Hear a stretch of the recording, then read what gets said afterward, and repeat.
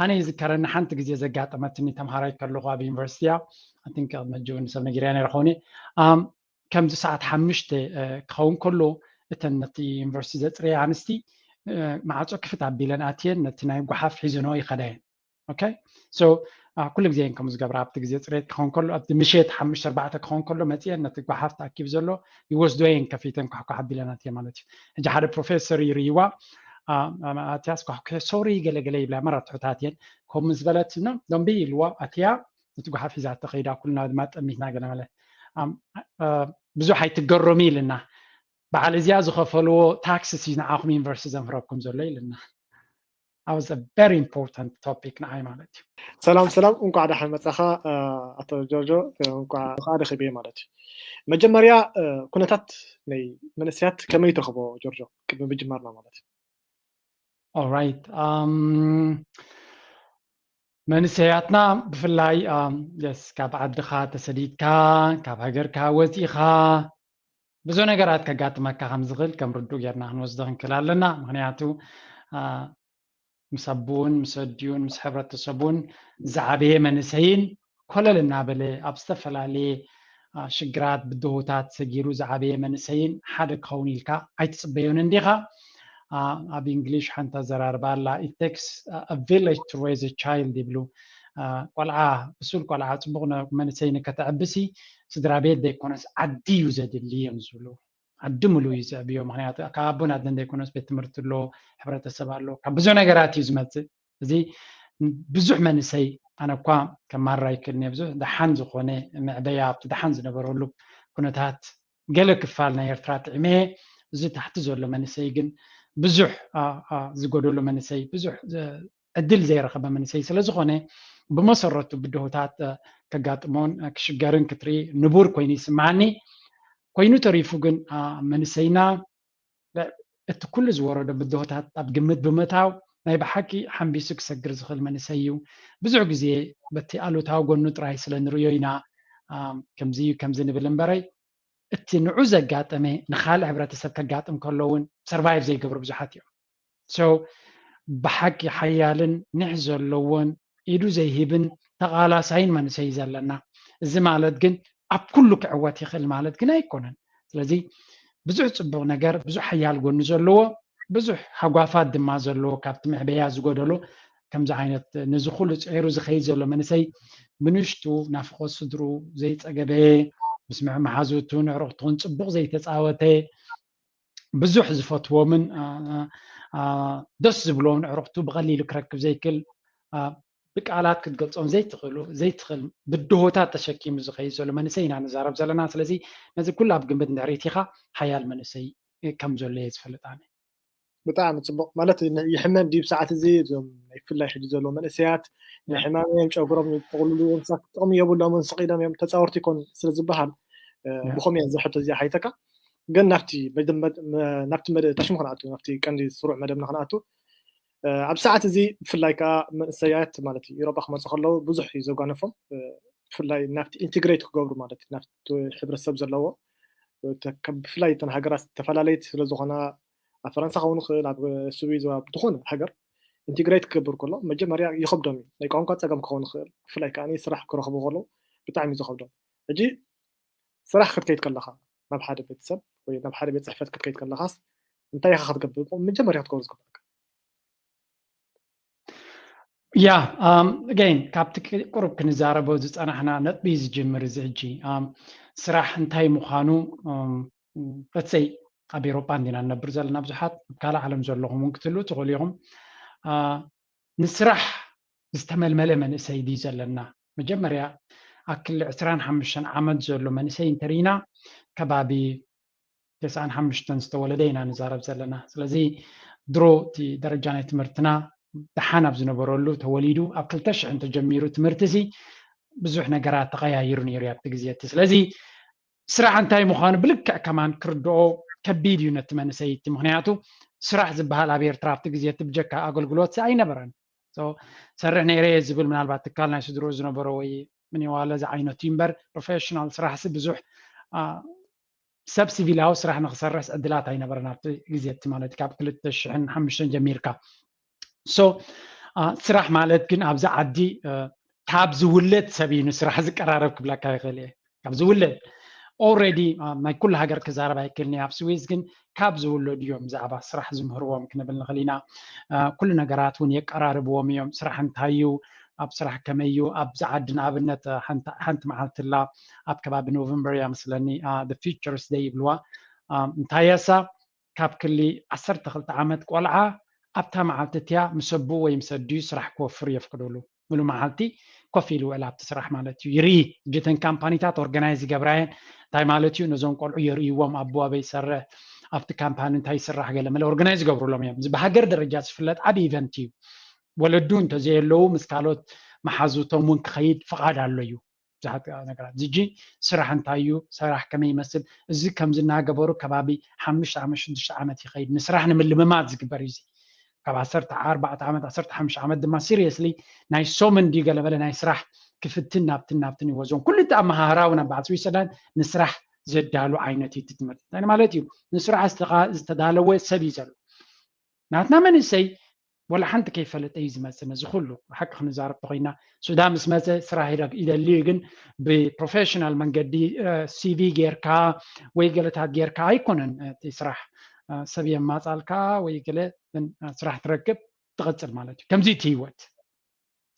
ኣብዚ ምዕቡሉ ዓለም ግን ከምኡ ኣይኮነን እቲ ነገራት ወላ ኣደኖ ሕማቕ ስራሕ እኳ የለን እንዲ ወላ ምኹስታር ድዩ ወላ ኣደኖ ወት ዝኾነ ዓይነት ስራሕ ሕጋዊ ኣካይዳ ኣለዎ እጂ ኣነ እዚ ክብል ከለኹ ዝያዳ ናተይ ዘረባ ኣብ ስዊዘርላንድ ብዝጥምት የዛረብ ዘለኹ ዝኾነ ስራሕ ኣብዚ ውሑድ ግዜ ብሰበይ ሰብካ ዝእቶ ዝበዝሕ ግዜ ብትክክለኛ መንገዲ ኣፕላይ ጌርካ እዩ ዝርከብ ስለዚ ሲቪ ክህልወካ ክኽእል ኣሎ ኣብቲ ሲቪ ድማ ኢንተርቪው ክህልወካ ይኽእል እዩ ኣብቲ ኢንተርቪው ድማ ነፍስኻ ልክዕ ክሸይጥ ክትክእል ኣለካ ስሩዕ ኣከዳድናን ስሩዕ ኣከያይዳን ኩሉ ነገራት ድማ ዝተማለ ነገር ክትገብር ክትክእል ኣለካ ናይ መጀመርያ ስራሕይ ኣብ ስዊዘርላንድ ኣነ ብኢንተርቪው ዝረኸብኮ ኣብ ሜክዶናልድ እዩ ነይሩ ሜክዶናልድ ይኮነን ተወዳዳሪ ናይ ሜክዶናልድ በርገር ኪንግ እዩ ዝበሃል ሓደ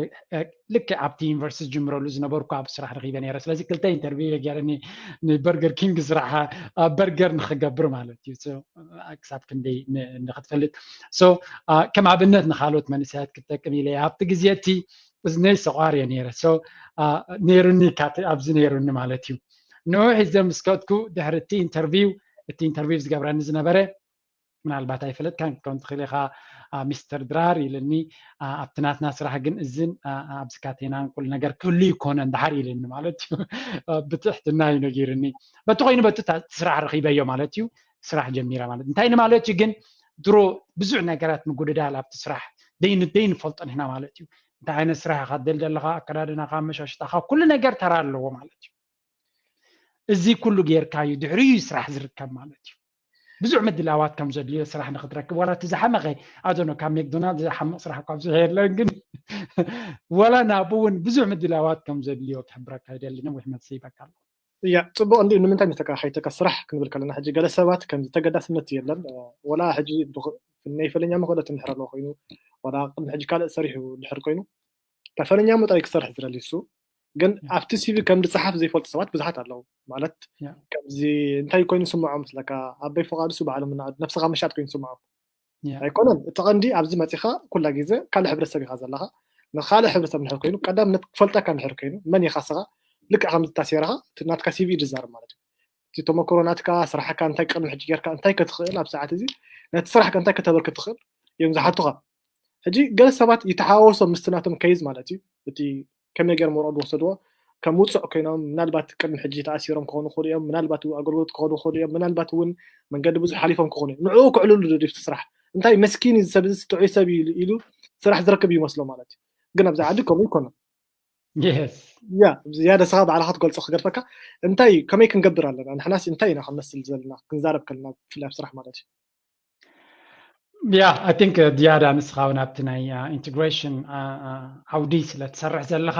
practical examples ወይ ካ ኣብ መሬት ዘሎ ኣብ ባይታ ዘሎ ነጥብታት ኢኻ ተምፅእ ዘለኻ I think መንእሰያት ናሽቱ ካብዚ ዕላል ካብቲ ንስኻ ተምፅኦ ዘለኻ ሕቶታት ብዙሕ ክመሃሩ ክእሉ እዮም ካብ መልሲ ጥራይ ዘይኮነስ ካብቲ ናትካ ተመክሮታት እውን ምክንያቱ ኣብቲ ዓውዲ ዝያዳ ትሕግዝ ዘለኻ ሰብ እውን ስለ ዝኾንካ ማለት እዩ so yes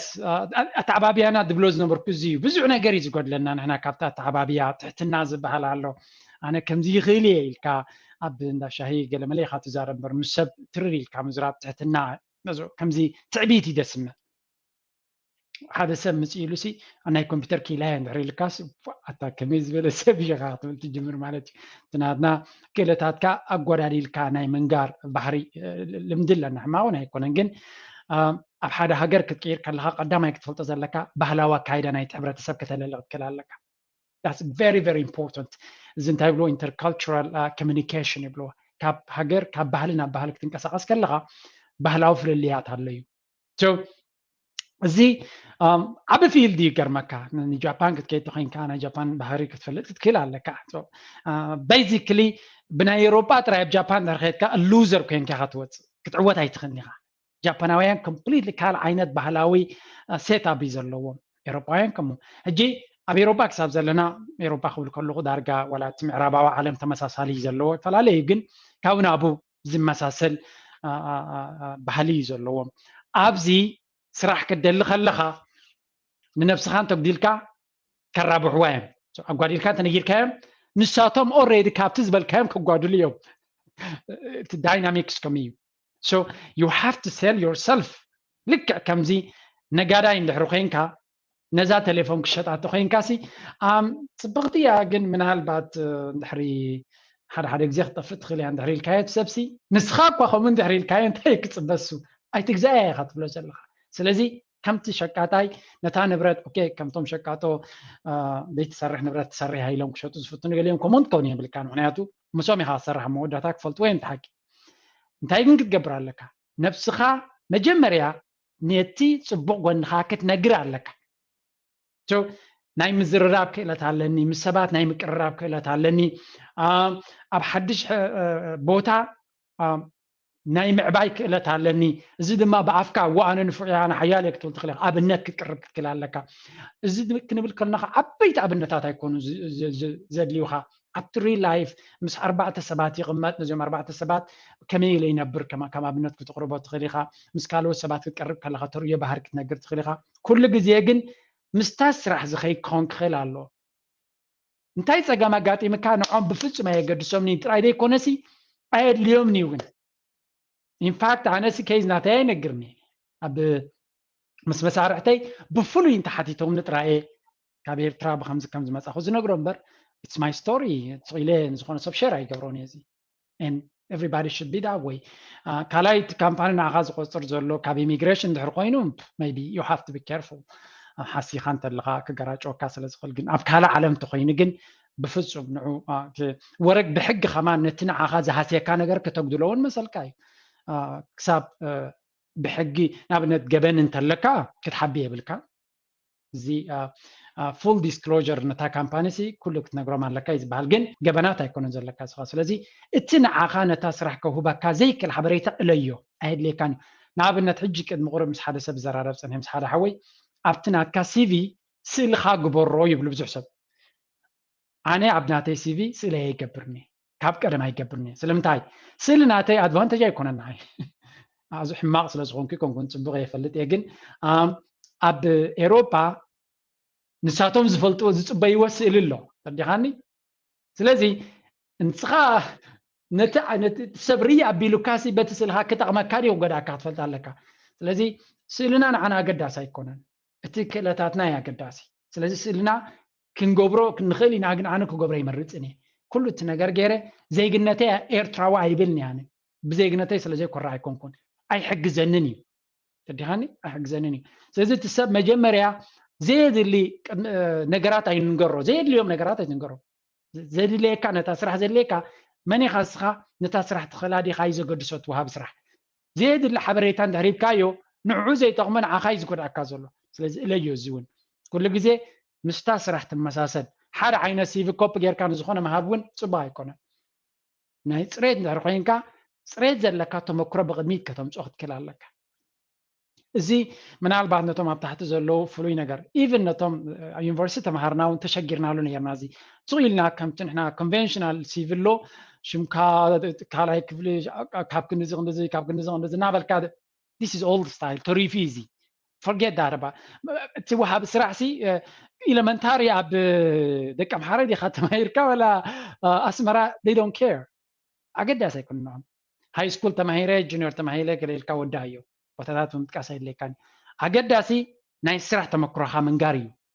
تكتب لك انا كم عين سرح سرح فلتي كم عين توهبلني اب كم تمكرلني كم غبر خلي لعل كل دما كم مهارن كعبن دما دليت علني نابكم دما تبغش خوست غليل كانوتا نزيتاتي تقدم زلك ازياك ولا كايدلي اي ثينك ابار سنديو نحصرنا وي كان اسببنا نكيد جن بزيان ريان خل بحلا يعني بالضبط تصبط رستي في الحلفه انا شاف ان زي معناته انت نمتى امثلك زحته زي تجلسبات يحطوا بصراحه كيدهم سيزيوم نعومس كمزي عليتهم يخصوهم معناته انهم بصراحه معناته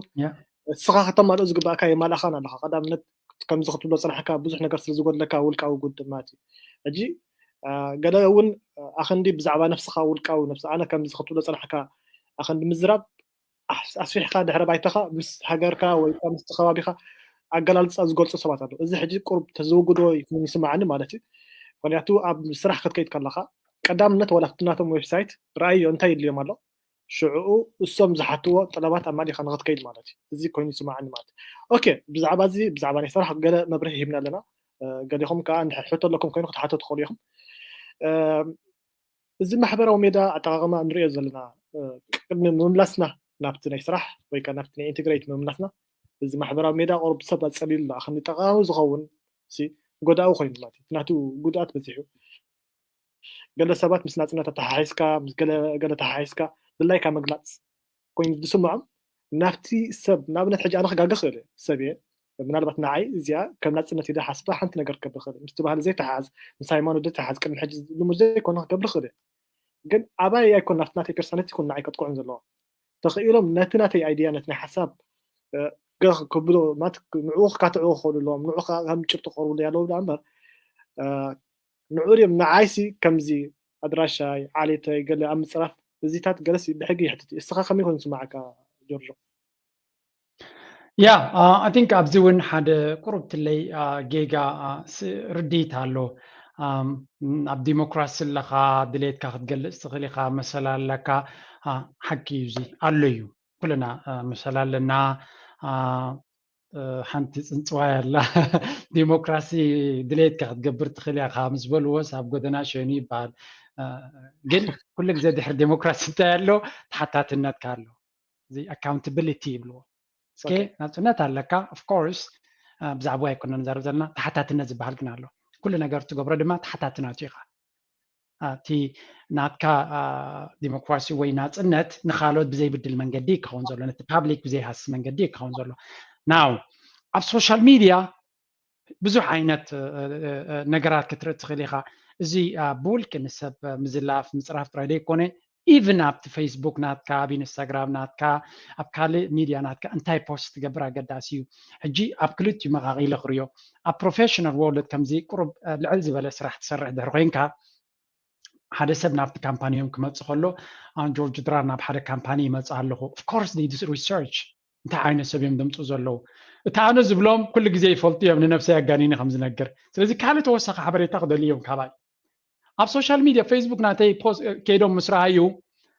እንታይ እዮም ክርዩ ሺሻ እናሰሓብኩ ቢራ እናሰተኹ እናዓንደርኩ እናተበኣስኩ ወረግ እናተፃረፍኩ ኣሚን ንዑ እንትዕርዮም ኦልሬዲ ብዛዕባኻ ሓደ ሕማቕ ስእሊ ሒዞም ኣሎ ማለት እዩ ስለዚ እቲ ኣብ ሶሻል ሚድያ ፖስት ገብሮ ዘለኻ ሓደ ነዊሕ ኣብ ሶሻል ሚድያ ፖስት ገብሮ ደሊትድ ኣይከውን እዩ ስለዚ ንሳቶም ኣይትለዎም ፍሒሮም ክረኽቦ ይኽእሉ እዮም እንተደልዮም ስለዚ ኣብ ሶሻል ሚድያ ናትና ፖስት ንገብሮ ንጥቕምና ንኻልኦት ኢልና ይኮነ ንጥቕምና ኢልና ክንጥንቃቕ ክንክእል ኣለና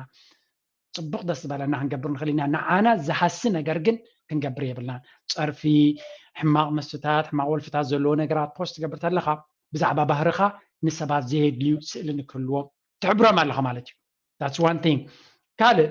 ሕማቕ ነገር ትገብር ኣለኻ ኣነ ንስኻ ናብዚ ንዘራረብ ኣለና ኦኬ ንዓይ ፍሉይ ፀርፊ ጌርካ በዲል ገለ በቃ ሕማቕ ነገራት ጌርካ ኢቭን ብፅሑፍ ጌርካ ዘፈራርህ ጌርካ ፖስት ጌርካ ኣለኻ ንኣብነት ሓደ ሰብ ከምተ ጌርካዮ ልክዕ ነታ ዝገበርካዮ ስኢሉ ነቲ ወሃቢ ስራሕካ ፅሒፉ ደዊሉ ነዛ ቴክስት ሰዲድሎም ኩስቶ ዝተባሃለ ሰራሕተኛኹም ከምዚ ገይርንሎ እንድሕር ኢልዎም ምናልባት ከይኣምኑን ይኽእሉ እዮም ኣብ ሶሻል ሚድያ ግን ክትጠራጠሩ ግን ዕድል ሂብካዮም ኣለኻ ኦኬ መጠንቀቅታታት ወይ ገለ እንተነይርዎም መወሰኽታ ረኺቦም ኣለዉ ዕስራ ሰብ እዚ ሰብ እዚ ከምዚ ገይሩና ኢሎም ተነጊሮሞም ግን ርግፀኛ ስጉም ትወስዱ ከም ዝኽእሉ እቶም ካምፓኒ ስለዚ ንኻልኦት ንኢልና ዘይኮናስ ንነፍስና ኢልና ክንጥንቀቕ ኣለና ፈለጥ ሕጂ ብፌክ አይዲያ ዝጥቀማነ ሽመያ ይጥቀምነ ጎራሕየ ክትብል ትኽእል ኢኻ ዘይዘልው ብብዙሕ መንገዲ ክትረኻኸብ ትኽእል ኢኻ ተዲኻኒ ሰብ ሕማቕ እንተደሊልካ ብቐሊሉ ከረኻኽበካ ዝኽእለሉ ደረጃ እዩ ብፍላይ ሕጂ ኣብ ኤውሮፓ እቲ ፕራይቨሲ እናሓየለ ዝመፁ ዘሎ ብዙሕ ሕግታት ናበርትዐ ይመፃ ኣሎ ስኢልካ ኣብ ኮምፒተር ተሓቢእካ ንሰብ ምፅራፍ ምህሳይ ተገምጢሉ ክመፀካ ከም ዝኽእል ብቐሊሉ ክትርከብ ከም ትኽእል ምፍላጥ የድሊ ብፍላይ ኣብዘን ምዕራባዊ ሃገራት ናይ ኤውሮፓ ዝነብር ምስ ግዜ ክትሓስ ከም ዝኽእል ምፍላጥ የድሊ ስለዚ ንኻልኦት ክንብድል ክንብል ነፍስና ከይንብድል ኣብ ሶሻል ሚድያ ነውርዶን ንገብሮን ንዛረቦን ኩሉ ግዜ ክንጥንቀቐሉ ይግባእ ብዋዛ ዋዛሲ ኣብ ሓደጋ ክንኣቱ ንኽእል ኢና ሓላፍነታውያን ዜጋታት እዚ ከይመፀና ኢልና ዘይኮነስ ሕማቕ ንኸይንገብር እውን ሕልና ክህልወና ክኽእል ኣለዎ ስለዚ ኣነ ከምዚ ክብል እኽእል እየ ሶሻል ሚድያ ትገብሮ መጠንቀቕታታት ወላ ፀርፍታት ገለመለ ምስትውዓል የድልየ እዩ ልቦና ክንገብር ይግባእ I think ንስኻ ተመክሮታት ኣለካ ክትውስኸላ ትኽእል ኢኻ ታነጥ እያ ማለት ንምንታይ መስካ ዝሕቶ ንዝትንክፈ ነገር እዩ ምክንያቱ ኣብ ስራሕ ከመሰርጋም መጠን ካብዚ ቦታ ወፃኢ ከመሰርጋም ስርሐ ሕጂ እውን 3-4 ሰባት ዝሓገዝኮም ነይሮም ኣብ ከምዚ ዝወደቑ ማለት እዩ እንታይ እዩ ክኸተም ከለኹ ከምዚ ምርሳን ኢና ሓሲብናዮ ገለ ዝብሉ ሰባት ኣለው ገለ ከዓኒ ካብ ልብሲ መልሓስ ዕንቀፍ ዝብል ኣተሓሳስባ ኣሎ ተረዲኻኒ ፈረንሳውያን እንታይ ይብሉካ መስለካ ቅድሚ ምዝራብካ መልሓስካ 7 ግዜ ክልል ኣብ ኣፍካ ብልኻ ካብ ብልቢ ካብዚ ካብ መልሓስ እዚ እግሪ ዕንቀፍ ከሊልካ ዝኮለል ዝበሃል የለን ኣብዚ ዓዲ ሕጊ ንዓሻ ፈርድ ንለባም ፈርድ ንጎራሕ ንኩሉ ሰብ ይፈርድ ብሓደ እዩ ዝርኦ ክትጥንቀቐሉ ትክእል ኣለካ ሕጂ እንታይ እዩ ንሕና ከምዚ ብፍላይ ክንጥቀመሉ ዘለና ቃላት ከምዚ ክቐትለካ እያ ከጥፋእካ እያ ንዓኻ ከምዚ ክገብረካ እያ ገለ ዝብል እዚ ክንጥቀመሉ ትኾን ኣለና ምክንያቱ ጽባሕ ንግሆ ክጎድኣና ክእል ወላ እውን ሽዑ ሸለን እንትበሉና ስጋብ ዓመት 2 ዓመት ምስ ግዜ ታሽሙ ፀዊዖም ብዛዕባና ብድሕሪና ኣጽኒዖም ኩል ነገራት ምስ ወዱ እዮም ንዓና ክፅውዑና ሕጂ ክንጥንቀቐሉ ክንክእል ኣለና ባህለ ኮይኑ ስማዕኒ ማለት እዩ ያ ብፅሑፍ እውን ኤቪደንስ ስለትህብ ዘለኻ ኦኬ ብኣፍካ እንተኢልካዮሲ ዘረባ አንጻር ዘረባ ክኸውን ይኽእል እዩ ኣነ ንዓኻ ከምዚ ኢለ ፀሪፈካሲ ኢልካኖ ትብል ኢኻ ይበልኩኻን ብፅሑፍ መረጋገፂ ኣለዎ ኣብዚ ተርዲኻን ኤቪደንስ ብፅሑፍ መረጋገፂ እንተይብካ ሰብ ክቐትለካ ኢልካ እንተፅሒፍካሉ እሞ ከዓ ናትካ ኣይዲ እንድሕር ኣለዎ ኮይኑ ቢግ ዲል ስለዚ ሓደገኛ ክኸውን ይኽእል እዩ ዝያዳ እዚ ስኻ ትብሎ ዘለካ ዓውዲ ድማ ማለት እዩ መጀመርያ ናብ ካልእ መሰረታዊ ትምህርቲ ዘለዎ ድዩ ወይስ ስራሕ ዘለዎ ስራሕ ክጅምር ዝኽእል ምክንያቱ ከምቲ ክትብሎ ፅናሕካ ሲቪ ክትገልፅ ኣለካ ገለ ተብለካ ሕጂ ገለ ሰባት ይጠራጠሩ እዮም ብየናይ ክጅምሩ ኣለዎም ኣብ ስራሕ ሕጂ ንኣብነት ኣነ መንእሰይ ኮይነ ከምቲ ዓንቱ ዝገለጽ ከመጀመርያ ካብ ብፍላይ ከዓኒ ካብ 19 18 ስጋብ 25 ዘለው ትምህርቲ ንዕኦም ዕድል ኣለዎ ብዛዕባ ሞያ ክመሃሩ ዕድል ኣለዎም ብዙሕ ነገራት ክገብሩ ዕድል ኣለዎም ሕጂ እታ ዕድላ ክንዲ ዝጥቀሙላ ናብ ምንታይ ይኸውድ መስለካ ሓላፍነት ናይ ገዛ ክኾኑ ይኽእል እዩ መንገዲ ዝመፅዎ ዘይከፍልዎ ክኾኑ ይኽእሉ እዮም ብዙሕ ነገራት ስለዝትንግፎም ስራሕ ክሰርሕ ምቁር ሰሪሕናሲ ገለ ከፊልና ሽዑ ትምህርቲ ክንጅምር ዝብሉ ሰባት ኣለዉ ምናልባት ሕጂ ቤዝ ዝነበሮም ሰባት ናይ ሰከንዳሪ ክኾኑ ይኽእል ናይ ገለ ኣኽንዲ ትምህርቲ እንዳተምሃሩ ጎኒ ጎኒ ለስራሕካ ክትገብር ትኽእል ኢኻ ኮይኑ ስማዓኒ ማለት እዩ ከም ዝፈልጦ ኣብኡ ስለዝሰርሕ ከዓኒ ብፍላይ ማለት እዩ ሕጂ ገሊኦም ናይ ዕድሚኦም ይሓልፎሞ ካብ 30 ንላዕሊ ምስ ኮኑ እቲ ትምህርቲ ክመሃሩ ዝግብኦም ኣይመሃሩን እዮም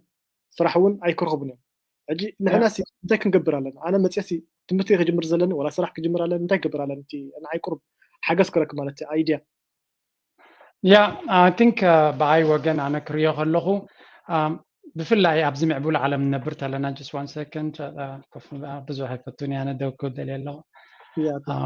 so እቲ ክትሰርሕ እንድሕር ኮንካ እውን ጥበብ እዩ ዘድልዮ ስራሕ ስለዚ ኣብ ሓደ ዓዲ እንድሕር መፂኻ ኣነ ሕጂ ሓሊፈ ክሪኦ ከለኹ ማለት እዩ I wish somebody ሓደ ሰብ ከምዚ ንሕና ንዛረቦ ዘለና ነዚ conversation ክነግረና ዝኽእል ሰብ ነይሩ ኣብቲ ንሕና ዝመፀናሉ ኣይነበረን ኣይነበረን ስለ ዝኾነ ግን ኣይሰነፍናን ዝመስለና ጌርና ኣለና ዝገበርናዮ ኩሉ ግን ጽቡቕ እዩ ማለት ኣይኮነን ሕጂ መፂኻ እንተለኻ ንፈረንሳይ ዲዩ ንስዊድን ኖርዌይ ዲዩ ንስዊድን ዲዩ ትምህርቲ ክትመሃር ዕድል እንድሕር ኣለካ ኮይኑ ድወይ ብዙሕ ዘረባ የድልዮን እዚ ምክንያቱ 100% ርግፀኛ ክትጣዓስ ምዃንካ ስራሕ ዲኻ ረኺብካ ገንዘብ ዲኻ ኢቲኻ ናምበር 1 እቲ ሎሚ እትወደለካ ገንዘብ ድሕሪ 10 ዓመት እውን ክንደይ ኢኻ ክትጥፍ ስናገነ ኣይውስኽን እቲ ገንዘብ እቲ ቋንቋ ድማ ንዓኻ ጥራይ ኣይኮነን መስገደል ክኸውን ንምሉእ ንደቅኻ ኣብ ሓዳርካ ኣብ ሂወትካ ኣብ ኩሉ ድማ ሎሚ ብናፃ ክትረኽቦ ትኽእል ኣለኻ እቲ ስራሕ ድዩ እቲ ቋንቋ ትምህርቲ ድዩ ትገለ ብናፃ ክትረኽቦ ትኽእል ኢኻ ጽባሕ ንግሆ ግን ካብቲ ርሂፅካ ዘምፅኻዮ ገንዘብ ከፊልካ ኢኻ ክትመሃሮ ኣነ ይዝከረኒ ሓንቲ ግዜ ዘጋጠመትኒ ተምሃራይ ከለኹ ኣብ ዩኒቨርሲቲ ኣቲንክ መጀውን ሰብ ነጊርያ ነይረኸውኒ ከምዚ ሰዓት 5 ክኸውን ከሎ እተን ነቲ ዩኒቨርሲቲ ዘፅረያ ኣንስቲ ማዕፆ ክፍት ኣቢለን ኣትየን ነቲ ናይ ጓሓፍ ሒዘንኦ ይኸዳየን ኦኬ ሶ ኩሉ ግዜ ከም ዝገብራ ኣብቲ ግዜ ፅሬት ክኸውን ከሎ ኣብቲ ምሸት 5-4 ክኸውን ከሎ መፅየን ነቲ ጓሓፍ ተኣኪብ ዘሎ ይወስዶየን ከፊተን ኳሕኳሕ ኣቢለን ኣትየን ማለት እዩ ሕጂ ሓደ ፕሮፌሰር ይርይዋ ኣትያስ ኳሕኳሕ ሶሪ ገለገለ ይብላ መራት ትሑታትየን ከምኡ ምስ በለት ዶንቢ ኢልዋ ኣትያ ነቲ ጓሓፍ ሒዛ ተኸይዳ ኩልና ድማ ጠሚትና ገለ ማለት ብዙሕ ኣይትገረሙ ኢልና በዓል እዚያ ዝኸፈልዎ ታክስስ ንዓኹም ዩኒቨርሲቲ ዘምህረኩም ዘሎ ኢልና that was a very important topic ንዓይ ማለት እዩ እዚኣን ከምዚኣን ዝኸፈልዎ ታክስ ንስኻትኩም ዩኒቨርሲቲ ትመሃሩሉ ኣለኹም ኢልና ኣብ ሂወት ኣብ ኤውሮጳ ከምዚ እዩ ኣብ ምዕቡል ዓለም ከምዚ እዩ እንድሕር ቀልጢፍካ ስራሓት ኢኻ ንብዙሓት ሰባት ዩኒቨርሲቲ ከተምህሮም ኢኻ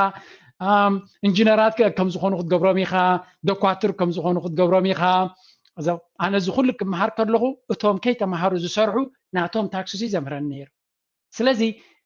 ዕድል እንድሕር ጌርካ ተጠቀመሉ እቲ ናይ ካልኦት ገንዘብ ምክንያቱ መዋዕልካ ክትከፍል ስለ ዝኾንካ ንስኻ እውን ኣብ ሲስተማት ኢኻ ከተበርክት ኢኻ ሓንሳብ ሰሪሕካ ገንዘብ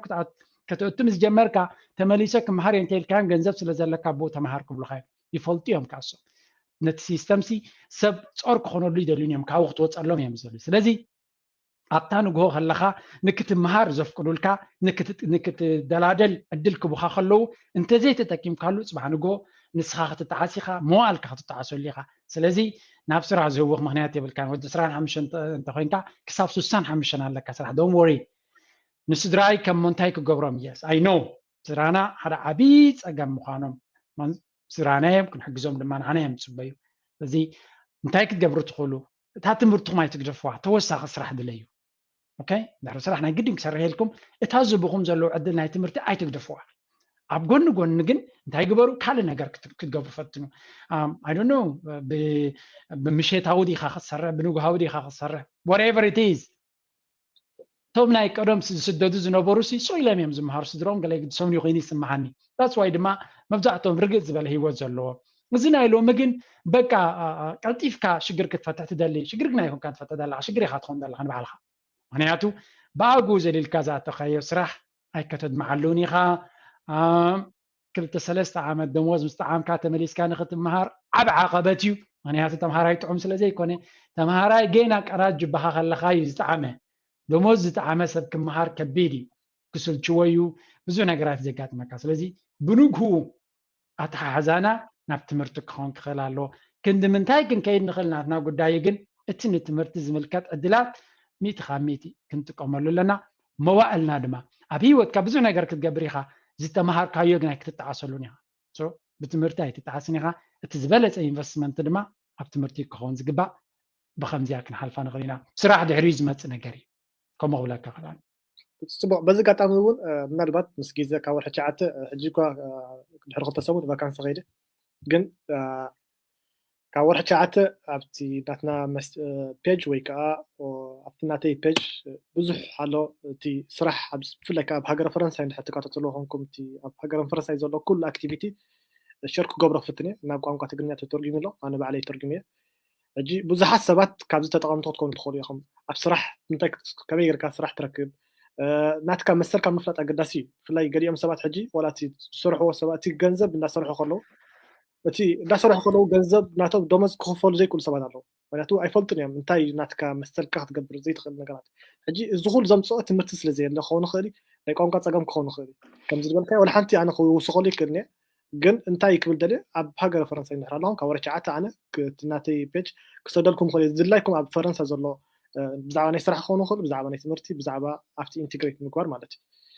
ኦኬ ክንቅፅል ኢና ናብ ካብ ኩሉ ከተናኽፎ ጆርጆ ምናልባት እንታይ ዓይነት ሕቶ ኣኻኺልካለ ከይትብለኒ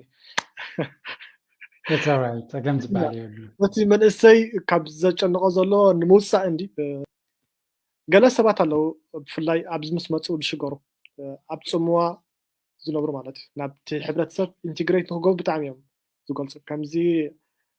ኢንትሮቨርት ንብሎ ብዛዕዲ ወይ ከዓ ብሕታዊ ክኾን ዝደሊ ኣብ ፅሙዋ ሕጂ ካብዚ ንምውፃእ ናብ ሕብረተሰብ ንድሕር ክኸይድ ኮይነ ወይ ከዓ ኣብ ሓደ ግደፎም ሕጂ ንኣብነት ሕጂ ኣብ ዓድና ምሸት ነማሲና ጀሚዕና ገለ ማለት እዩ ኣብዚ ሕጂ ናብ ካልእ ሕብረተሰብ ክትከይድ ከለኻስ እንታይ ዓይነት ሜላ ትምህረኒ ወይ ከዓ እንታይ ዓይነት ገለ ክንጥቀመሉ ዝኽእል ምስ ካልእ ሰብ ክሕወስ ማለት እዩ ያ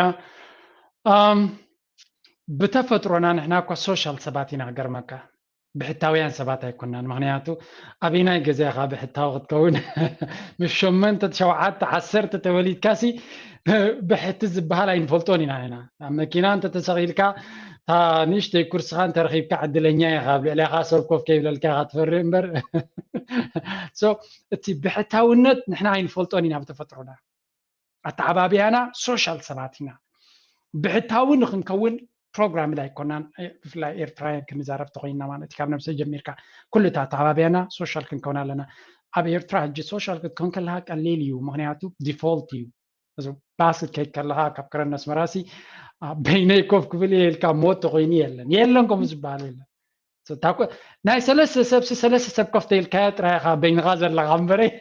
هبلي حدا سبي مدرب الكانتاين مالتيو بتفترونا very social سباتينا سلسة سبا باسكيت كاسي ناي قدني خاخ تزارب نا تزارب كي خاط خيط من قد everywhere people talk now نابزك نمزق لنا بمسروت سب كنزارب سلازين دلوي بحتاو نسلا مرز ايكونا نابت سب كيدنا نخنزارب سلا نشجرينا زين فتوى نجر نمرزات رويد ما دحممنا امبر بعتاونا زفتو سبكو بينو خوينا يحممني it's okay ازو زحسبات بعتاونا فتويهم صبويهم دما دنبرو نحنا ግን ንቆማ ዓይነት ሰባት ኣይኮናን بعتاونا فتو ሰባት ኣይኮናን ኖርማሊ so زين فتوى سلا نجبر زلنا يتحمامن ፀገምን ዝመፀና ዘሎ ድሕሪ ምባል ማለት እዩ so እዚ ከም ዘለዎ ወሲድና ናብ ካልኦት ሰባት ክንግደዲና ምክንያቱ ፈረንሳ እንድሕር ኣለኻሲ ኣማና ኣይኮነን ክሕግዘካ ፈረንሳውያን እዮም ክሕግዙኻ ዝኽእሉ ብመሰረቱ ክሕግዙኻ ዝኽእሉ ፈረንሳውያን እዮም ስለዚ እዚኣ ክትበርሃልና ክትክእል ኣሎ ክንምንታይ ምስ ኣማን ግዜ ጥፊኻ ክሕግዘካ ኣይክእልን እያ at the end of the day መወዳእታ ምስ ፈረንሳዊ ክትቀርብ ክትክእል ኣለካ ካብ ናተይ ተመክሮ ጀነራል ክዛረብ ኣይክእልን እየ ኣብ ስዊድን ተኸይድካ እቶም ሓቀኛ ስዊድናውያን ክጠቕሙኻ እምበር ክጎድኡኻ ኣይክእሉን እዮም እዚኣ ክትርዳእና ክትክእል ኣለዋ እቶም ኦሪጂናል ደቂ ዓዲ ክጠቕሙኻ እምበር ክጎድኡኻ ኣይክእሉን እዮም መወዳድርቶም ኣይኮንካን የለውን ማለት ኣይኮንኩን ግን ኣዝዮም ውሑዳት ክፋል ናይቶም ውሑዳት እዮም ክሃስዩኻ ዝፍትኑ ዝበዝሑ ክሕግዙኻ ዝኽእሉ እዮም ሕጂ ኣነ እንታይ እየ ዝብል ኣብ ኩሉ ሃገር ሓደ ከይከውን ይኽእል ግን ኩሉ ግዜ ሓገዝ ዝደሊ እንተለኻ ናይ ስራሕ ናይ ትምህርቲ ቦታታት ኣለዉ ክትከዶም ዘለካ ሕጂ እዚኣ ዘረባ እዚኣ ካብ ሃገር ናብ ሃገር ክትፍለጥ ትኽእል እያ እርግፀኛ እየ ድማ ትፈላለየ ሓደ ካብቲ ብዙሕ ሓገዝ ዝርከበሉ ኣብ ብዙሕ ግዜ ቤተክርስትያን እዩ ኦኬ ቤተክርስትያን ዘለዎ ቦታ እንድሕር ከይድካ ወይ መስጊድ እውን ክኸውን ይኽእል እያ ኤክስፒሪየንስ ስለዘይብለይ እምበር ኣብ ኣነ ዝፈልጦ ግን ብዙሓት ኣስላም ሳና ይመፁ ነይሮም ኣብቲ ቤተክርስትያን ኣይኮኑን ዝመፁ ኣብቲ ቀፅሪ ናይ ቤተክርስትያን እንድሕር መፂኻ መን እዩ ዘሎ ኣብቲ ቤተክርስትያን እንድሕር ኢልካ ኣረግቶት እዮም ኦኬ እንታይ ማለት እዩ ግዜ ኣለዎም እዮም ሰዋስያት ገለ ካብኣቶም እውን ክፀድቁ ዝደልዩ ሰባት እዮም ተዳሃን ኣለኻ ክሕግዙስ ይደልዩ እዮም ንገሊኦም ወረቀት ምሕጋስ ይሆብ እውን እዩ ሕጂ ንስኻ ኣብ ገዛኻ መፍትሕ ዓፂኻ ከለኻ መፅኡ ሰብ ክሕግዘካ ከቢድ እዩ ዋላ ኣምላኽን ክሕግዘካ ይክእልኒ ኦኬ ኣነ ኮሚየ ዝብል ኣምላኽ ክሕግዘካ ናብ ትሕገዘሉ ቦታ ከይዱ ዝብለካ ስኖ ወይ ኣምላኽ ኣብ ገዛኻ ኳሕኩሑ ሕጋዊ እውን ኣይኮነን ማሓፆ ሰይርካ ኣታው ማለት እዩ ንክትሕገዝ ኣብ ናይ ሓገዝ ቦታ ውፃእ ኪድ ናብ ኮሙታት ኣብ ኮሚኒቲ ዝእከበሉ ቦታ ኪድ ኣብኡ ከድካ ኣይትዛረብ ወላ ጠጠው በል ሓደ ሰብ ፀገም ናይ ሰባት ዝርዳእ ክመፀካ ይኽእል እዩ ከድካ ተተዛሪብካ ሰናይ እንድዩ ጠጠው እንድሕር ኢልካ ግን ክትሕገዝ ትኽእል ኢኻ ኣብኡ እንድሕር ኮይንካ ጥዑያ ሰባት ኢኻ ክትረክብ ሓሺሽ ዝወስዱ ድራጊስት ኣብኡ ኣይከዱን እዮም ኦኬ so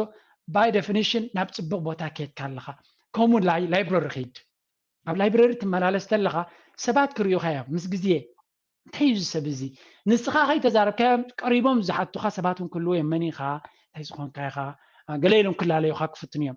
ንስኻ ግን እንድሕሪ ኣብ ዘይከውን ቦታታት ትኸይድ ኣለኻ ቀዳማይ ነገር ሕማቕ ዝገብሩ ሰባት ከጋጥሙኻ እዮም ክሕግዙኻ ይክእሉን እዮም መሊስካ ነቲ ዓዲ ክፀልዮ ኢኻ እዚኦም ዓዲ ሬሲስት እዮም ክትብለ ምክንያቱ ሬሲስት ኣብ ዘለዎ ቦታ ስለ ትኸይድ ዘለኻ እዩ It's a very, very simple fact. ኣብ ላይብረሪ እንተኸይድካ ውሕዳት እዮም ከምኡ ክሃስዩኻ ዝኽእሉ ሰባት ብዙሓት ሰባት ኣብኡ ዘለዉ ክዓብዩ ዝደልዩ እዮም ከምኡውን ኣብ ቤተክርስትያናት ዘለዉ ወይ ኣብ ካልእ ናይ ኮሚኒቲ ዝእከበሉ ቦታታት ኣብ ርእሰይ ኣይመፀንን እዩ ኣብኡታት ተኸይድካ ክትሕገዝ ትኽእል ኢኻ ኣነ ንኣብነት ከም ግለሰብ እዚ ነገራት እዚ ኣብ ሰባት የርየ ምርኣነ እዩ ተጠቀምኩሉን that's why ንሰብ ዝነግሮ ዘለኹ that's why ሂወተይ ድማ ክብድ ኢሉ ነይሩ ናብቲ ዓውዲ ዝኸዶ ዝነበርኩ በዳሂ ነይሩ ምክንያቱ ብዙሕ ነዞም ዕድላት ክጥቀመሎም ስለ ዘይካልኩ ካልኦት ሰባት ግን ብቐሊሉ ነቲ ሲስተም ክጥቀምሉ ዝኽኣሉ ሰባት ስለ ዝፈልጥ እየ ስለዚ ኣብ ከምዚ ክትከይድ ከለኻ ፀገም ከጋጥመካ ከሎ ዝሕግዙኻ ክትረክብ ትኽእል ኢኻ ኣብቲ ጉዕዞ ሓደ ወዲ ዓዲ ምሳኻ ደው ዝብል ክህልወካ ክኽእል ኣለዎ ምክንያቱ ንፈረንሳዊ ደው ኢሉ ሓደ ሰብ ኣሎ ምሳይ ከምዚ ዕድል ዘይትቦ እንድሕር ኢልዎ 100 ግዜ ይበልፅ ንስኻ ንጎ መፂኻ ማዕፁኻ ብምኾካ ከምኡ ድማ ኢና ንሕና እውን እንድሕሪ ንዓይሲ ኣማን ክትዛረበኒ ዝቐለኒ ካብ ሓደ ዝኾነ ወዲ ካልእ ሃገር ዝዛረበኒ ማለት እዩ ምክንያቱ ኣትሊስት ኣማንሲ ሓወይ ኢኻ ቋንቋይ ትዛረብ ኢኻ ክትዛረብ ከለኻ ካባ ዘራርባኻ እውን ብዙሕ ክግምግም ስለ ዝኽእል ማለት እዩ ሶ ክንሕገዝ ኣብ ሓገዝ ዘሎ ቦታ ክንከይድ ይግባእ ኣብኡ ዝሕግዙና እንታይ ዓይነት ሰባት እዮም I don't know ግን ኩሉ ግዜ ካብ ገዛና ውፅእ ንበል የስ ይፈልጥ እየ እታ ገዛኻ ሽጉር ኣቢልካ ኣብኣያ ዘላ ኮምፎርት ዝሳረፈካ የለ ዝባሰካ የለ ዘብለካ የለ ግን ኣብኣኻ ዓወት የላ ካብ ወፂኻ ኣብታ ምሕንባስ ክትመሃር ተኮይንካ ኣብ ማይ ክትኣትለካ ኣብ ማይ ከያትኻ ወላ 39 መፅሓፍቲ ናይ ምሕንባስ ተንቢብካ ኣይክትክእሎን ኢኻ ስለዚ ላይፍ ኢዝ ላይክ ዳት ብቲዮሪ ጥራይ ክትበፅሖ ትኽእል ነገራት ውሑድ እዩ እቲ ትገብሮ ዘለኻ ናብቲ ዘለዎ ቦታ ምስከትካ ግን ብዙሕ ነገር ከጋጥመካ እዩ ድሓር ድማ ሕማቅ ከጋጥመኩም ከሎ ነቲ ሕማቅ ጥራይ ትጠምቱ ጽቡቕ ነገርካ ሓደ ግዜ ሱፐር ሴንሲቲቭ ስለ ዝኾና እንታይ ንኸውን ወላ ንሕማቅ ዘይሓሰብዎ ዝተዛረብዎ ንኣብነሲ ገለገለ ሰባሲ ፀሊም ኢኻ እንድሕር ኢሎምናሲ ቀያሕቲ እኮ ይኮናን ፀለምቲ እኮ it's not a big deal እቲ ኮንቴክስት ክርዳእካ ዘሎ ንምንታይ ፀሊም ትበሃልኩ ኣይኮነን ዘሎ ስለዚ ወላ ዓለይታውያን እንትኾኑ እውን ኩሉ ግዜ እንታይ ክትገብሩ ኣለኩም ኣነ እንታይ እየ ዝብል ሓደ ሰብ ንዓይሲ ብዓለይታውነት ከጥቃዓኒ እንተፈቲኑ ድሮ ትሕተይ ምዃኑ ፍለጥ ምክንያቱ ፃዕዳዩ ኣብዛ ዓዲ ዕድላት ኣሎ ካባይ ንላዕሊ ክኸውና ካለ ካባይ ዝፈሪ ተኮይኑስ ካባይ ዝሓመቕ ጥራይ እዩ ስለዚ ናይ ገለገለ ፀርፊ ንዖም ይፀርፊ ንዓኻ ኣይኮነን ፀርፊ ምክንያቱ ምሳኻ ዘጨቃጭቕ ነገር እንተሎ ኦልሬዲ ዲስ ጋይ ኢዝ ሉዘር ንስኻ ትማሊ መፂኻ ወረቐት የብልካ ቋንቋ ይትፈልጥ ወዲ ዓዲ ትመስል ገለ ብዙሕ ብድሆታት ኣለካ ምሳኻ ዘጨቃጭቕ ተኮይኑ ንስኻ ስክፍታት ትፈጥረሉ ተኮይንካ ዲስ ጋይ ሃዝ ኖ ሆፕ ዕድል የብሉ ስለዚ ብከምዚኦም ክንፅሎ ይግባአና በንፃሩ ብዙሓት ኣለዉ ክሕግዙና ዝኽእሉ ሰናይካ ዝደልዩ ንዕዖም ተጠሚትካ ክትዕወት ትኽእል ኢኻ ነዋሕ መልሲ ይበካ ኣለኹ ግን ኣይ ቲንክ ንገለገለ ሰብ ክትጠቅም ትኽእል እያ ኢለ ዝኣምን ኩሉ ጠቃሚ ትብሎ ዘለካ ገዳሲ ምክንያቱ ኣነ ንባዕለይ በዚ ሂወት ሓሊፈት ዝኾንኩ ኣብዚ ክመፅእ ከለኹ ብዙሕ ነገራት ይስከፍ እየ መጀመርያ ናይ ቋንቋ ፀገም ኣሎ ወላ እውን ልምዲ የብልናን ኣብ እኩብ ሰብ ወፂኻ ምዝራብ ሕጂ እዚ ይሃስበና እዩ ሕጂ ገለ ሰባት ወላ እውን እንድሕር ከይዶም ቴሌፎኖም ሒዞም ብኣንጎሎ ፅግዕ ኢሎም እዮም ነታ ምሸድ ሓልፍዋ ማለት እዩ ከይትካ ብሓንቲ ቋንቋ ኹን ወላ ብሓንቲ ተበታት ትኽእላ ከይትካ ሰላም ንድሕሪ ዝዓዲ ኮንካ ቦንጁ ትብሎ ትኽእል ኢኻ በትሪ ተዓድኹም እንታይ ይበሃል ኣይፈልጥኒ ግን በታ ቃል ምእተው ግበር ባዕልኻ ንሰብ ዕፅው ኣይትብሎክ ኣይትግበሩ ንሰብ ማለት ከይትካ ረኸቦ ወላ ሓገዝ ዘድልየካ ከሎ ሓገዝ ፍጠር ባዕልኻ ከምዚ ደልዩ ኣለኹ ገለ ኢልካ ናይ ሰብ ዕድል ሃቦ ሓገዘካ ማለት እዩ ዘይክእል ተኮይኑ ባዕሉ መንገዲ ክመርሓካ እዩ ናብ ክስቶ ከይድ ክብለካ ከም ተኽእሎ ፅናሕካ ማለት እዩ ሕጂ ንሕና ንምንታይ እዚ ሕቶ ሓይተ ገለገለ ሰባት ይርኦም እየ ኣብ ገለ ቦታስ ግቡኦም ከሎ መሰሎም ከሎ ባዕሎም ክቡን እዮም ድማ ሕጂ ንምንታይ ይመስለካ ንሕና ከም ባህሪ ኣብ ሰዓዱ ክንርኢ ከለና ወይ ደቂ ዓዲ ክንርኢ ከለና ኣብ ቤት ፅሕፈት መስከርና ባዕሎም እንዲኦም ዓዲሞምኒ ወይ ከዓ ባዕሎም ቆፀራ ስለ ዘለኒ ባዕላ ክተሳልጠልያ ዝብል ሓሳብ ኣለና ከምኡ ዓይነት እምነት ኣለና እሶም ከዓ እንታይ ዓይነት ባህሪ ኣለዎም እሱ ይበዓል ጉዳይ ድሕር ድኾነ ዓይነት ዘድልዮ ኮይኑ ባዕሉ ክሓትት እዩ ንድሕር ሓቲትና ከዓ ኣነ ዝገብረሉ ኣብዘይ ጉዳይ ኣያቱን ዝብል ኣተኣራይ ኣለዎ ሕጂ ኣብ መንጎ ንሕና መን እዩ እቲ ቁርብ ከምዚ ከማኻ ቁርብ ወላ እውን ቁርብ ምስኹም ንድሕር ተሰሪዐ ኮይና በቲ መንገዲ ስለ ዝሓለፍና ክንሕብሮም ክእል ኣለና እስኻ ጉዳይካ ባዕልኻ ኢኻ ትሓትት መሰልካ ባዕልኻ ትሓትት ጉቡኻ ባዕልኻ ትሓትት ክትገብር ኣለካ ኢልካ ሰብ ከተረድኦ ዝፈትን ኮይኑ ስማዓኒ ማለት እዩ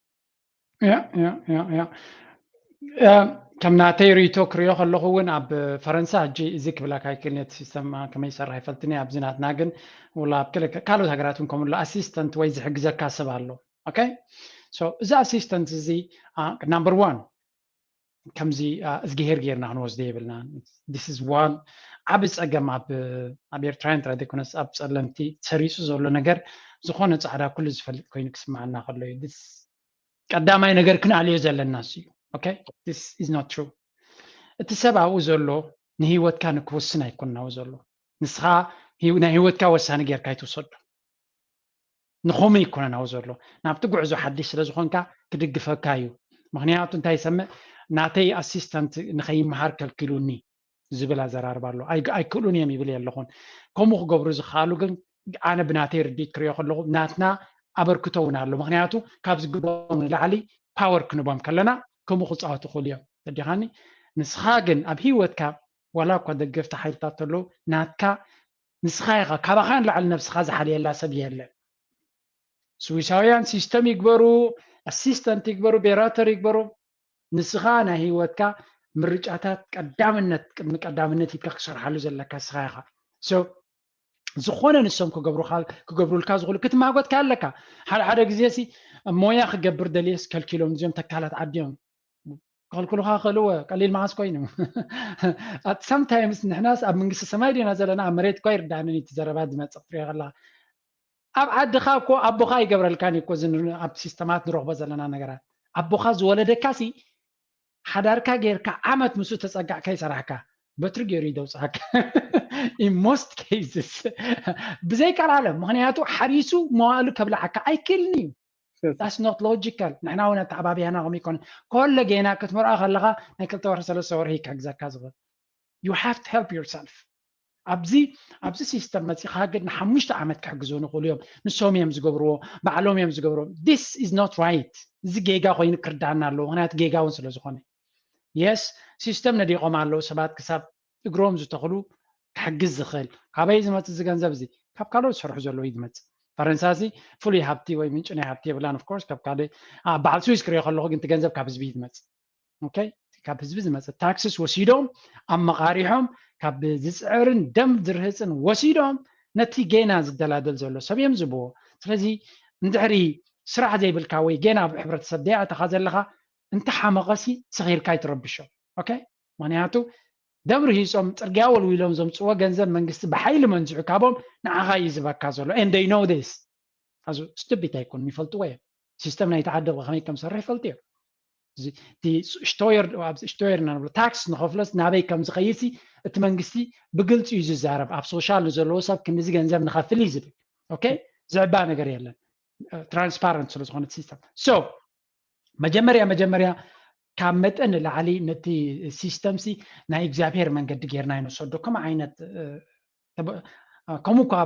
በቃላት አይንብሎ ነገር ተአነባብራና ቆሚ ላይክ ዘይነጽፍ ኢላ ጌርካ ተወስዶ said who እቲ ሲስተም ናይ ኤውሮፓ ኩሉ ኣብ ጠልጠል ዘሎ እዩ መብዛሕቱ ዘይተዓደነ ዕዳ ተሸኪሞም ዘለው እዮም ስለዚ ሓደ መዓልቲ ንስኻ ናትካ ዘድልየካ መንገዲ ንክትገብር ክትፅዕር ክትክእል ኣለካ ናብ ቆፀራ ዲኻ ትኸይድ ዘለኻ ናብ ካልእ ዲኻ ትኸይድ ዘለኻ ንስኻ ኢኻ ተቐዳማይ ደላይ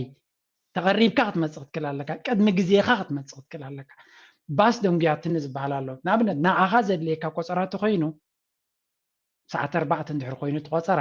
ሰዓት 3 ፍርዓናዊ ብፃሕ ምክንያቱ ባስ ክትድንጉ ትኽእል እያ of course ኣብ ስዊሽ ታይ ዘራርባ ኣሎ ባስ ኣይትድንጉን እዮም ዝብሉ ስኻ ኢኻ ትድንጉ እዮም ዝብሉ ዋይ ባስ ናይ ስዊሽ ስለዘይ ድንጉ ኣይኮነን ዘድልየካ ነይሩ እንተዝኾንስ ቅድሚያ ዝነበረት ክትወስድ ትኽእል ነርካ ማለቶም እዩ ኦኬ ትሬን ናትና ይድንጉን ይብሉ ትሬን ናቶም ግን ይድንጉ ብዙሕ ግዜ እንታይ ማለቶም እዩ ግን ንዓኻ ዘድልየካ ኣብ ግዜኻ ንኽትርከብ ፍርቂ ሰዓት ኣቐዲምካ ክትመፅእ ስለ ዘለካ እዩ ኦኬ ካልእ ነገር ክትድንጉ ትኽእል ኢኻ እቲ ናይ ባህልና ነገር ከይተርፍ ዝሃን ኣብትን ዓኻ ዘድልየካ ግን ናምበር 1 ቅድሚ ግዜ መፂኻ ኩሉ ዘድልየካ ድማ ተቐሪብካ ምፃእ ብዛዕባ ስራሕቲ ኮይኑ ዘድልየካ ነገር ሓሲብካ መርሚርካ ሓቲትካ ጉግል ኣይትኽእልን ኢኻ ሓውኻ ሓፍትኻ ደው ኢልካ ግን ብዛዕባ እዚ እስከ ንገሩን ወላ በል ነውሒስካ እንድሕር መፂኻ እቲ ዝሕግዘካ ኣካል ንክሕግዘካ ተተባብዖ ኣለኻ ደንጊኻ ትመፅእ ብዛዕባ እንታይ ምዃኑ ኣይትግደስ ከቢድ እዩ እዚ ነዋሕ መልሲ ይበካ ኣለኹ ካብ ብዙሕ እውን ስለዚ ስርያ ነውን ስለዝሰምዐ يعني ምንታይ ሓጅተካ መስለካ ጆርጅ ሓወይ ምክንያቱ ገለገላት ሰባት ሰብዕ ኢኻ እንታይ ገንዘበይ መሰለይ ይብለካ ምክንያቱ ህዝባት ሕብረት ኤሮጳ እናተውም ደላ ንዓናይ ድማ ሽው ስልዑልና ኣለዉ ገለውለካ ተረዲኻኒ ምስ ወረቐቶም ዓዲ ገዲፎም ዝኸዱ ሰባት ኣለዉ ምስ ወረቐቶም ገዛ ገዲፎም ዝኸዱ ሰባት ኣለዉ እንታይ እዩ ኩላ ግዜ ድሕሪ ወረቐት ኣለካ ኮይኑ ብፍላይ ከዓኒ ኣብ ሓንቲ ዓዲ ገዛ ከም ዝወሰድካ ንድሕር ፈሊጦም እቶም ካልኦት ሃገራት ንስኻ ፅቡቅ ናብራ ገዲፍካ ኢኻ በፂኻ ዝብል ኣሎ ኣባኻ ሕማቕ ስእሊ ኣለዎ ማለት እዩ ፅባሕ ንጎ ሕጂ ኩላ ግዜ ቅድሚ ናብ ካልእ ሃገር ምኻድና ቅድሚ ናብ ካልእ ዞባ ምኻድና ቅድሚ ናብ ካልእ ኮሚኒቲ ምኻድና ኣብቲ ቦታ ክንሓታ ኣለና እንታይ እዩ ዘድልየና ዘሎ ናብኡ ምኻድናስ እንታይ ዕላማና ክንዲ ዕላማና ክንፈልጥ ኣለና ማለት እዩ ኮይኑ ስምዓኒ ምክንያቱ ገለገለ ሰባት ክትሪኦም ከለካ ፅቡቅ ስራሕ ከለዎም ፅቡቅ ታሽሙ ከሎ ብሽም ቤተሰቦም ወይ ከዓ ዓርኮም ወይ ከዓ እቲ ዘለዎ ከባቢ ፅቡቅ እዩ ፅሞ የብሉን ገለ ዝብል ኣተሓሳስባ ኩሉ ዝነበሮም ዕድል ገዲፎም ናብ ካልእ ኸዱ ማለት እዩ ዳሕራይ ደት ይፅበይዎም ምስኮነ ምስ ተመልሱ እቲ ዝነበሮ ዕድል ኣይረኽብዎን እዮም ሕጂ እዚ ከማን ብዙሓት ሰባት ኣብ ዘይተደለየ ፌክ ወድቁ ማለት እዩ ሕጂ እዚ ፀገም ኣለና ማለት ብዛዕባ ናይ ስራሕ ኹን ወላ ብዛዕባ ናይ ትምህርቲ ኦኬ እዚ ገሊፅካ እንዲኻ ጆርጅ ሓወይ ምናልባት ታጊዘ እውን ትኸደና ኣላ ናብ ሰብ ሓዳር ክንምለስ اوكي عبارستي زي بحنت كذا الجودة يكونن أتحازى قلعت كني تريو الصغا نارد كم حتى من رأي ومالت نسب كابل العام كتصبي ولا يتخلن ديها هذا سبسي تزلات يزهد اوكي زلاتنا غنتايا نحنا حبشاوي تراين تيلنا انا ابوينا دين كمان بنيزري بمسرته حبشا ولادي نم ولاد سلازخونك مالتي تزبلت زكالن ولادو كجبر زفتن سبي زيا تمسرت كن راح نكلالنا نودو اب مصحفنا له نودو حماق جبر وين قالوا حماق جبريلو زبقس سب الله ايبلني بعبرت سبنا كلي سو ابزي كن راح نكلالنا انتايو جن زلو ابانا قربت لي اتعبابي انا كمان يرو بجكا بسمرا نزعبيو نخالي زوباتات اب كتماتات سلازي نبركوسي يرداني ولا بسمراو نيرغن طلق زبله رديت يبلينا يسمرا مالتي سو اب كالو نزولو سب بكبابي زعبي تاني مالتي توليدكا تحرك 3 عامات دقيقه تتصاوت كل كبابي خايز بيكا قدف كتباس صنيكا دي خطره يكونت كله قرابتي زحرب سنه سرعات يتحزكايو سلازي نحنا نفلطو ولاد مستولده بيت مرت مسكدسي نابنت عديسي تصن اصنع تبليا اي تمهرتن يصنل يدلخو لبولد يزنب زلخ ايتفلتنيا اوكي اعما سوس لدي يكون اصنع تبلا كايا ግን ايو غزا سري هدي يسرحكون ايتفلتنيا افتنا كمي خيدالو ايتفلطونيا انتين مالتي بيزيكلي انا بعليه يزنبر نيره احواتي ونكم مالتي كمزه عينت سبكا بزحيو بخمزين عبينا سلازي ايو غزا خازنا راهي ود ممرت خين كم نالبات نبر بس حسب راسكا نا خفته زر قال بلا يكون مالتي انتي مالتي ابزي مسمص تسبكم يا تغبر زفتن يس يفلط يا باوروبا كاد نغرات كم زله ግን زي بالكخ كتب ايتخلنيها سو زي تامصاصاناي ابزي خنتا يدلي جنتاي جيجاس لنتا يلنا تناتنا غدلتنا تحساسبات رادي كونه حدا غزيون اب اوروبا فرنسا اب هولاند اب سويدن اب نروي سلازلخاتم دك خاسي اوتوماتيكالي صبق تمرت رخيبه مالو صبق عد رخيبه مالو اب صبق عدك كعبيوم ترو حكيزي بيت مرتات كل مساله زلويو እዚ ግን እንታይ ክንከላለና አቡ መን ይምሶም ዝማሃር ዘሎ በይኑ ማይኮን ዝማሃር ዘሎ ኦኬ ሰባሉ ምሶም ዝማሃር ትምርት ኸዓ ባይ ተፈጥሮ ትምርት ኸዓ ውድድር ኦኬ so ሓደ መምህር ወይ ክልተ መምህር እዮም ዘሎ ኣብ ክላስ ናባት ንዝፈ ፈልጥ ማለት እዩ ኣብ ሓደ ቤት ትምህርቲ ኣብ ሓደ ክላስ ሓደ ክልተ ኣብ ስዊስ ንኣብነት ማለት ክሳብ 3 መምህር ክህልው ይኽእሉ እዮም ኦኬ መብዛሕትኡ ግዜ 10 ተምሃራይ ኣለዎ ኣብታ ክላስ ንበሎም ነፍስ ወከፍ ካብቶም 10 ሲ ሓደ ዓይነት ርዲት ክሳብ ዝህልዎም ኣይኮኑን ዝገልጹ ኣቨሬጅ ንዕር ተረዲዮም then they go دحر داير دو خينو كحجز واي فتنو دحر استوسنا جزينا اي فتنون يمون مخنياتو علوم ساتومون ممهران تفلت كلالك موتيفيشن ناتوم ويقال قليل يكون تسرح نفسه كف كل عذر بشين قلملن في لايكا ولدون دي ساتفن دحر خينم في لايكا سلمتيخا قلمليخا كل زي صقمات كم زلوق عبد مديتيخا ناتكا تساتفو امنا يا قداس ابزم يقول العالم اوكي يبتبيت مرتاو غعزو عقمتات يبلنان صقاتات يبلنان دغفاتنا دروتيو انت واحد ግን ክንከታተል ክንፍትን ክንከላለና እንድሕር ጊልና እንድሕራለና ኮይና ክንከታተሎም ክንከላለና እዚያ አገዳሲት ያ ምስ መምሃራን ግዜን ተረኺብና ጥቡቅ ዝምድና ክንፈጥር ክንከላለና ከመይ ይኸይዳሎ ቶም መምሃራን እንድሕር ትግደሰሎም ኮይንካ ብጣዕሚ እዮም ዘኽብሩ ናይ ኩሉ ሃገር ይዛረብኒ ኣብ ስዊዝ ግን ኮሚ ተገዲስካ እንድሕር ትድውለሎም ተሓቶም ኮይንካ ናይስ እዮም መብዛሕትኡ ግዜ ሓደ ኣለው ዘይፅቡቃት زون كنفلت علينا دقنا بيت مرتون هارست كون خوليان وي كبدلو يخوليان بتمهارو كبدلو خولو بممهاران كبدلو خولو بستاف كبدلو خولو زون مفلات يدلي اب معبول عالم سلازلها كله صبغ معناتها يكونن جي ودخا وي قالكا انا يبدل علىكم دهيلكا كسمعان كتكيل عليك ስለዚህ ምስ መምሃራን ኮንታክት ክትወስድ ክትክእል ኣለካ እንታይ ማለትዩ ንመምሃራን ክንሰማዕ ኣለና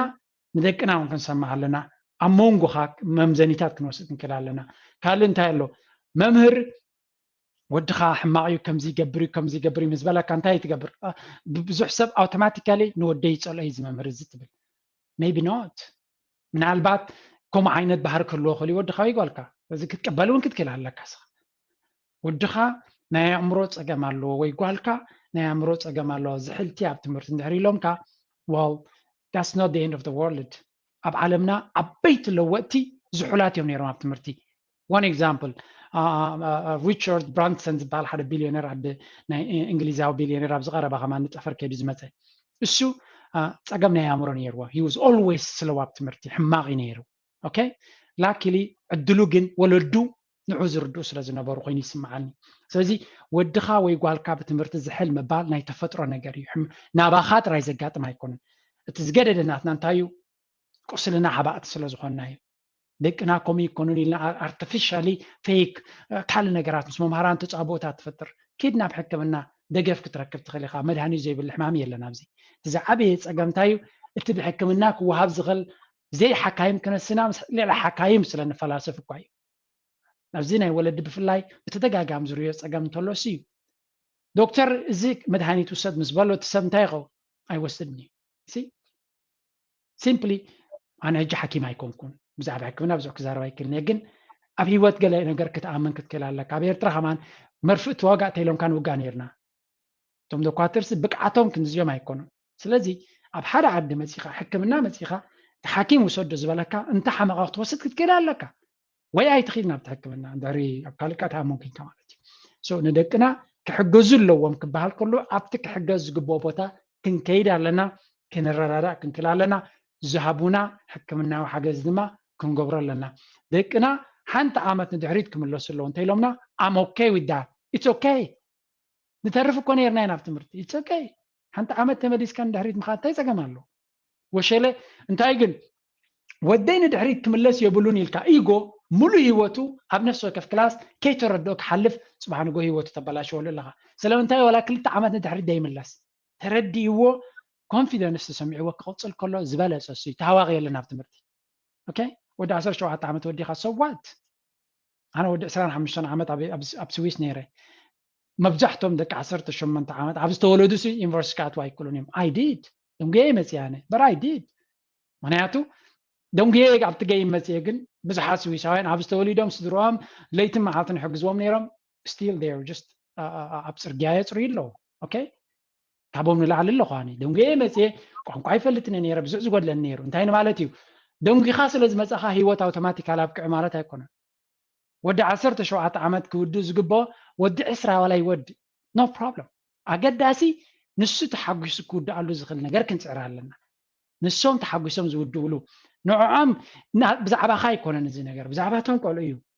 I don't care ኣነ ቀልጢፎም ይኸዱ ኣለዉ ድዮም ሕማቓት ድዮም ዘሎ ነቶም ህፃናት ብዝከኣለና ንዕኦም ከም ዝምጭእ ክንገብር ኣለና እዚያ ክብለካ ይደሊ I'm very passionate about ኣዛርሲ እዚ ብጣዕሚ ብዙሕ ክዝረበሉ ዝኽእል ግን ብሓፈሻ ናይ ህፃናት ነገር ኣብ ውድድር ኣይንእቶ it's not about you ናይቶም ህፃናት ቀዳምነት ክድርልና ኣኻ ኢጎናትካ ኣነ ዶ ከምዚ ወደይ ዶ ከምዚ who cares ሳዋላ ስለምንታይ by the way very good example Albert Einstein was a genius ናይ ዝሓለፈ ክፍለ ዘመን ገለ ካብቶም ዝሓየሉ ሰባት ኣልበርት አንስታይን ነይሩ ደቁ ኸ they were not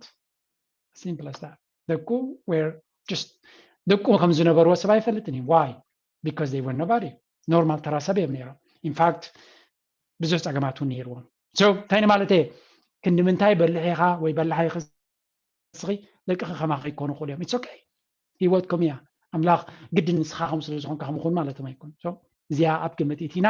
ነቶም ህፃናት ብዘይ ገድስ ናበይ ክኸዱ ይኽእሉ ናብኡ ክንድግፎም ምስኦም ክንሳተፍ ክንዋሳእ ብዝከኣለና ንኽእል ኮይና ማለት እዩ ብዝከኣለና ክንፅዕር ኣለና ነዊሕ መልሲ ይበካ ኣለኹ ያ ንምንታይ ይመስለካ ዝሕቶ ሓይተካ ብፍላይ ብስራሕ ክኸውን ይኽእል ወይ ብውልቃዊ ዝዕዘቦ ነገራት ሕጂ ብፍላይ ኣብ ቤት ትምህርቲ መምሃራን ዝሓተዎ ነጥብታት ኣሎ ንኣብነት ሕጂ ቆልዓ ትምህርቲ ክሓምቕ እንድሕር ጀሚሩ ኣብ ክላስ ዘይምስታፍ እንድሕር ኣምፅኡ እዚታት ይሓቶ ካብዚኦም መበገሲ ማለት እዩ ዝሕቶ ዝሓትዎ ሕቶ ሕጂ ወላ ምስቶም ደቂ ክላስ ክሳተፍ እንድሕር ዘይጀሚሩ ሕጂ እንታይ ኣሎ መስለካ እቲ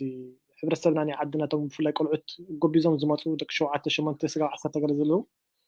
ክሕወሱ ከለዉ ክላስ ፀወታ ከምዚ ኣኽድር ዓይነት ይፃወቱ እዮም ምድፍፋእ ገለ ኣብዚ ዓዲ ከምኡ ይኮነን ኣብዚ ዓዲ ዝኾነ ክትሓትት እንድሕር ደሊኻ ክትወስድ እንድሕር ደሊኻ ሓቲትካ ክትወስድ ብፍላይ ቆልዑት ማለት ሕጂ ቆልዑት ናይ ዓድና ከምዚ ሕውስ ካብ መፅኢልካ ከምዚ ክሕወፍ ተብሎ ገለ ሕጂ እንታይ ትንዕኦም ነቶም ፃዓዱ እቶም ብፍላይ ቆልዑት ወላ እቶም ዓበይቲ እንታይ ከምዚ ፍሉይ ባህሪ እዩ እዚ ካብዚ ተበጊሶም ከዓኒ ይሓትዎ ማለት ቆልዓ እንታይ ኮንካ ብሎ ቆልዓ ሕጂ ሕቶታት ምስ ሓተትዎ ቅድሚ ሕጂ ሰሚዕዎ ዘይፈልጥ ሕቶ እዩ تاخن كم بسولو ودقي تغايقهم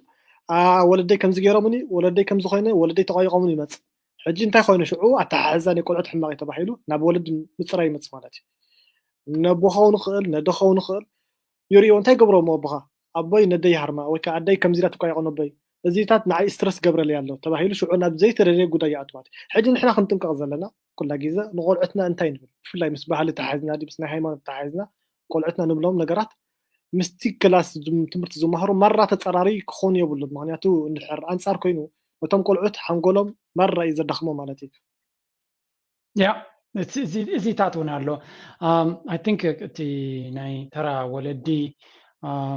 عبارستي بحكي كمزي أنا نسخان تزاردنا كنقبرون نخيل ويكلا يكونن جن من البعض كحجز لازم خلينا نزارب زلنا نمبر تيمانا ولاد مخان أنا بعمي بزوج حدا نجارات كبريز في التنمياتو كدني ولاد مخان كان بعالخا ولا عن تلخاسي ولادت كنا يدخلنيها so simple as that نبحال مخاد أنا ون بقع كيكون كي ولادو قيمة so كاب نفسي سلازم فلطيو نسخان بعالخا دليتات كاب هيوت كي بس حكا ولادت خون دحرالخا نتولد زقبا نجار كتبت خل مالتها يكونن okay so زي عبجيجات هتزول له بتحبرتسبنا I hope بقلنا نجارنا نزي قداينا ولادنا ترايسي تزقات ما قات يمنديو نتبي حجز ما تسجن هذا فلوي نجار كجبروا لزغل معناته كي تقرب كولاد سلة خون زقات مسجمات يزبزه قال سران كلتنا سران سنة مت كمون كم يجري بقعت ولادي كتكون نبعلا بقعت من سيك تكون كمان هيك قالتنا الله okay تودي ود سران همش عمد no it doesn't work that way تودي تمرتو دي ጉዳዩ ንሱ ቀደም ክባጽሕ ክላሎ ንህይወት እንታይ ከም ዘድሊ ንባዕሉ ቆልዓ ይዘሎ ተዓዲ ኦኬ ሶ ንባዕሉ ኣብቲ ዝበጽሕ ይበጽሕና ኣሎ እቲ ሲስተም ከመይ ከም ሰራ ይፈለጠና ኣሎ ወላዱ ኮይኑ ፍሉይ ነገር ክገብር ክጽበይ ትኽንኻ ትንኮ ክንገብር ዝኽእል ኣብታ ኣጋጢሙ ዘሎ ነገራት ልብና ከፊትና ክንመሃር ኣለና ክንሰምዕ ክንክል ኣለና ኩሉ ሰብ ፍላስፋ ክኾን ይብቃክኒ ድኽመት ከም ዘለና ክንፈልጥ ክንክል ኣለና ክንጽዕር ክንፍትን ክንክል ኣለና دحرك نخنفلك كتبقسون وسدنا قال سبات أي تبقسون الله just ولا دخلوا التحالفنا أي تردوا من الله عند حري ولا دخين كذبت حق زي فيلم أي تقرنيان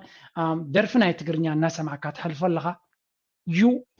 يلا خان already it's a big mistake متهم قالوا أنت هات نقرون زلها تاخذ قربان زلها بخمية هات حق زمت The only thing is on the fault كده بتتصاوت الكنيسة خا تلفزيون تري تلفون كات تكمل no تهم قالوا كعبة خيام زتمتو بعنو قفلين أجر كونها كولونيا سخمان أملاق بحال اللوي ليه زحلف مبر بتناتنا دخمتات أبجمد بمتاو ብዙሕ ፀገማት እዩ ዘለና ግን ንሕና እንታይ ዝብላነ ምስትዮም ካልኦት ሕብረተሰባት ኣይንወዳደርና ንሕና ናትና ስታይል ኣለና እንታይ ግን ነፍሲ ወከፍ ወላዲ ዝከኣሎ ክገብር ክኽእል ኣለዎ ዝከኣሎ ኩሉ ዘድሊ ነገር እቲ ብዓቕሙ ክገብሮ ዝኽእል እምበር ትምህርቲ ውላድ ወሊድካ እናዕበኻ ውላድ ንባዕሉ 100% ስራሕ እዩ ካልእ መንገዲ ክመሃር እየ ሞያ ክገብር ቀሊል ኣይኮነን ስለዚ ቅድሚ ምውላድና እቶም ዘይወለድና ዘለና ንሕሰበሉ ቀስ ኢልና ንብፅሓዮ ኣይክተርፍን እዩ ኣብቲ ንሕና ናትና ምስ ገበርና ንግበሮ እቶም ወሊድና ዘለና ድማ ዝከኣለና ነግበር ክብል ክእል ምክንያቱ እጂ ፍሉይ ስብከት ክህብ ከቢድ እዩ ተኣርስቲ እውን ብዙሕ ነገር ስለ ዘለዎ ኣብዚ ኣርስታ ይወፅኻ ጆርጅ ሓወይ እንታይ ክብለካ ደለ ምስለካ ሰብ ከይተዳለወ ጋኣት የብሉን ኢኻ ትብል ዘለካ ነቲ ሰብ ምክንያቱ ሕጂ ገለ ሰባት ኣለዉ ምናልባት እንታይ ክንብሎም ንኽእል እዞም ካብ ኢሮጳ ከይዶም ኢትዮጵያ ወይ ኣፍሪቃ ከይዶም ሓንቲ ፅብቕቲ ጓል ኣምፃልና ቤተሰብ ዘምፅዎን ኣይፋለጡን እዮም ድሓራይ እሱ ጠንቂ ናቱ ማለት እዩ ኣብኡ ከይዶም ምስ ኣምፅዎን ይምርዓዎን እሞ ወይ ኣብ ውላድ ክበፅሑ ክእሉ ወይ ከይበፅሑ ኣብዚ ምስ መፃ ይፍሊ ይመፅእ ሕጂ ቀዳምነት ናይ ዕድመ ፍልሊ ኣሎ ድሓራይ ዘይትፈልጦ ሰብ ኢኻ ትምርዓው ኣብዚ መፂኻ እውን ጠንቂ መፅእ ክተሃድምያ ገደልካ ምእሳር መፅእ ሕጂ እዚ ግርጭት ናይ ሓዳር ከምፅእ ክእል እዩ ሕጂ ቀዳምነት ከም ሓደ ቆልዓ ከተፍር ንድሕር ኮንካ ክትፈልጥ ኣለካ ንባዕልኻ እውን ክትፈሪ ኣለካ ክትፈልጥ ኣለካ ማለት እዩ ሕጂ እዚ እንታይ ክንብሎም ንኽእል ነቶም ሰባት ከምኡ ዝገብሩ ማለት እዩ I think እቲ መንእሰይ ኣብ ገለ ነጥቢ ንዓይ ትኾነኒ መካይድተይ ይደልየ እንድሕር ኢሉ absolutely fine ኢትዮጵያ ድዩ ከይዱ ክምርዖ ሱዳን ድዩ ከይዱ ክምርዖ ኡጋንዳ ድዩ ከይዱ ክምርዖ ፋይን ባይቅበሉ እዚ ምክንያቱ መንእሰይ ኣክል ዕድመ መንእሰይ ምስ በፅሐ መፃመቲ ደልየ መካይድቲ ደልየ ኣፍቃሪት ክትህልወኒ ደልየ ክብል ከሎ ቅቡል ነገር እዩ ባዮሎጂካል ሕቶ እዩ ብዙሕ ክንዛረበላ ይንኽእል ኢና ቴማ እቲ ተፈጢሩ ዘሎ መድረኽ ከቢድ መድረኽ እዩ ምክንያቱ ኣብ ሓደ ዓይነት ሜዳ ኣይኮንካን ዘለካ ኩላት ደቂ ኣንስትዮ ከይህልዋ ክእላ እየን ሰባት ድሌታቶም ብፍቅሪ ክኸዱ ይደልዮም መንእሰያት እዮም መንእሰይ ምዃኑ ኣይተርፍን እዩ ስለዚ ዕርክነትን ብዕርክነት ንኸይትኸይድካ እቲ ሲስተም ኣይፈቅድን እዩ ስለዚ ክትምርዖ ክትክእል ኣለካ ንኸተምፃእ ክትክእል ኣለካ that's gonna happen እዚ ከጋጥም እዩ ሕጂ እቲ ውላድ እውን ኣብ ከምኡታት እዩ ዝመፅእ ኮይኑ ይስማዓኒ እዚ ክንቅይሮ መድረኽ ክሓተና እዩ ቀሊል ኣይኮነን እቲ ቴማ ማለት እዩ እዚ ዓብይ ቶፒክ እዩ ሓንቲ እንታይ ክብል ይደሊ ጓል ኣንስተይቲ ካብ ኒዮ ስለ ዘምፅኣ ኣቕሓ ኣይኮነትን ኦኬ መፅኣ ክትገድፈካ ከም ትኽእል ቅቡል ጌርካ ክትወስዶ ትክእል ኣለካ ኦኬ ንሳ ኣብ ኣፍሪቃ እያ ዘላ ናብዚ ከተምፅኣ ከለካ ኦኬ ክትብለካ ትኽእል እያ ዋላ ከየፍቅረትካ ከላ ኣክቲ ክትገብር ትኽእል እያ ከም ተፍቅረካ ምክንያቱ ኣብ ኣፍሪቃ ከለና እንታይ ነርና ንፈልጦ ኢና ከቢድ እቲ ሂወት መዋፅኦ የብሉን ስለዚ ሓደ ሰብ ከውፃእ ዕድል እንተለዋ እታ ጓል ሕራይ ክትብል ንቡር እዩ ኣብዚ ምስ መፀት ግን ከማኻ መሰል ስለ ዘለዋ ከተቃይሽ ትኽእል እያ እንተኾነ እተን ደቂ ኣንስትዮ ሰባት ብዙሕ ዕድላት ከም ዘይብሎም ግምት ምግባር የድሊ ሓደ ሰብ ካብ ፈረንሳይ ክኸይድ ከሎ 3 ግዜ ክነግድ ኣይኮነን ዝኸይድ ሓንቲ ዕድል እያ ዘላ ኣብ ነዊሕ ግዜ ስለዚ ሓዳር ገብር ኢሉ እዩ ዝኸይድ ኣቐዲምካ ምሕሳብ ከድልዮ እዩ ትወዲ ፍቅርን ሓዳርን ግን ብሓሳብን ብቲዮርን ብካልኩሌሽንን ኣይከውኒ ኣምላኽ ክሕወሶ ኣለዎ እታ ትረኽባ ሰብ ዓቕምኻ ምጥማት እውን ኣገዳሲ እዩ ተራ ሰብ ከለካ ሱፐር ሞዴል እንዳርጥምት ኣለካ ከቢድ እዩ ኩሉ ግዜ ኣነ እንታይ ዝብል ኣብታ ዝዓበኻላሲ እታ ሰበይትካ ትከም ምኻለት ደበል ድሕሪ ናይ መድረኽ ሕቶ ኮይኑ ንስኻ ብሉፅ ቦታ ስለ ዘለካ ጥራይ ዝቐርበካ ሰብ እንተሎ ክትጥለም ከም ትኽእል ፍለጥ እቲ ሰብ ግን ዋላ መተዓቢትካ እውን መፅያ ክትገድፈካ ከም ትኽእል ፍለጥ ስለዚ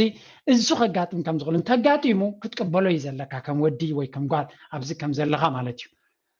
እንተኾነ ከዓ ንኸየጋጥምካ ክንተዓፃፀፍ ኣለና ናይ ዝፍሉይ መልሲ ክባካ ኣይከነ ምክንያቱ ናይ ሂወት ጉዕዞ ዘጋጥም ብድሆታት ስለ ዝኾነ እዚ ወዲ ዝን ክኸውን ዝኽእለካ ውፅኢት ናይ ስደት ከም እዩ አንፎርቹነትሊ ብኮንትራክትን ብገለን ጌርካ ክኸውን ኣይክእልን እዚ ሓዳርን ፍቅርን ደሊኬት እዩ ረቂቕ ኣርእስቲ እዩ እንተኪራትካ ምሳት ከይድያ እንተኸይዳ ግን ኣብ ካልእ ክኸይዳ ይግባኣን ማለ ምን ፅቡቕ መልሲ እንዲ ግንታይ ክብለካ ደልየ ጆርጅ ሓወይ ካብቲ ዝሕተት ቀንዲ ሕቶታት እዮም ዝሓተኻ ብፍላይ መንእስያት ማለት እዩ ንምንታይ ደቂ ሎምሲ ከምዚ እንታይ ምስ እምነት ተሓዝዎ ኮይኖም ሎሚ ኣይመናን እየን ገለመለ ገለ ብኻ ሲኮነን ቀዳምነት እስኻ መጀመርያ ክትከይድ ከለካ ካብዚ ንኤውሮጳ ናብ ኣፍሪቃ ክትከይድ ከለካ ወይ ናብ ዝኾነ ሃገር እስኻ ኮንካ ቅረባ ኣነ እንድሕር ኣብዚ ዓዲ እንዳ نصريت دحر سرح كين نصريت كم سرح كنقرا لني جزاي حنت دحر كينا جزاي حنت خوي حنت يا نقرا لني حدرسي انا خوي نخات ولا اجد بزح حساب كتريم كلها بفلاي كابز خدو خلو يرضى خمس غمات زينات السعودي غير كتخيلها او خيتك خالق اخ تقدر كالش متهرا كل نقر ما زلي ديال الرياليتي او مسكود حجي مستقاب السلطه كل نقرات كم زي مستقاب زلو حنكس عينتهم دغبروا بس مصات قال ابزي وي ودي كال ارستي مني تزلان نبره سب كال كون صرحه مالتي اجي طنقي يزنبعلو اسخا حد السب كشكه ختمص زلا يا مساخاي كنت النساء مستذهب كاسلي فقر زلوا سو جيجاوني بالله اندهري مايكل جاكسون كويني قربان تنيران مايكل جاكسون افكر زلنا هاي كنت لازم عاي بس رغبتني بزيك على العالم يفلت كان يعطي لك تغليها يا حجي انا حجي كابتي او افتي وصل زلهو تحيا غازي كل نغرا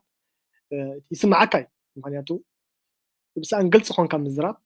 بزح حدار كفرس كله حدار راح يكون عدل ناتان يتفرز الله من البات نحر ولاد نيرون كمان نيتم قول عث مسايد سلمتر حجسي قول كنت نكلالنا زي سان حد كل زمن كم ناي قدم يكونن كم زولد يامصلي قالت يامصلي غري كم حدار تاغت حسيبك مرميركا مساسه تلاليخه اتخيد بلص خوين سمعني مالتي سوس بوندي كن انا بولدخا سلدمت جيجا مالتا يكونن زي مالت تي تفاغيركا قال ملز بحال تمدرك كويس زي so we have to be realistic نحن تقول ابيخا خطفلتا اوكي انا هجي زياده تسمع عن كمان منيو ثم دحن زخونه ادمي ناب ثلاثات كيدوم زلو ناشت مالتيو جن منسياتكا جي كابير تراغن 10 عامات وي 7 عامات وتي مالو اوكي مزانو ما يفلتو منيم كاب ديسكونكتد كاين كالها ابسيخ ابيزنير كات مرتخات مهار هيوت كا تقبر كتقرارب دحريو شعو حدار غزي يمص نسخات فلطم سبات يلون كابيغا تمصنتن سبات اوكي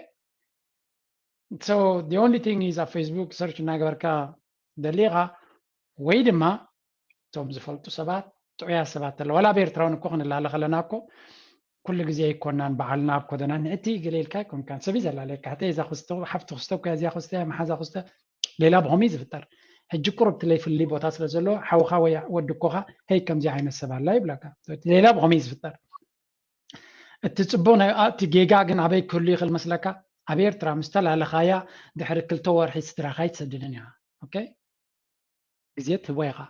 نوع زيت خد كل قرب كتل عليه تبليغا تبتبل كات قبرن تلها جيجا قاتم خلي عبير ترى خميو ابزون كوميت هاوي كات قبر نجر كل جزء جيجا قاتم زخل نجر يسلازي سلهي بسله لازي كل جزء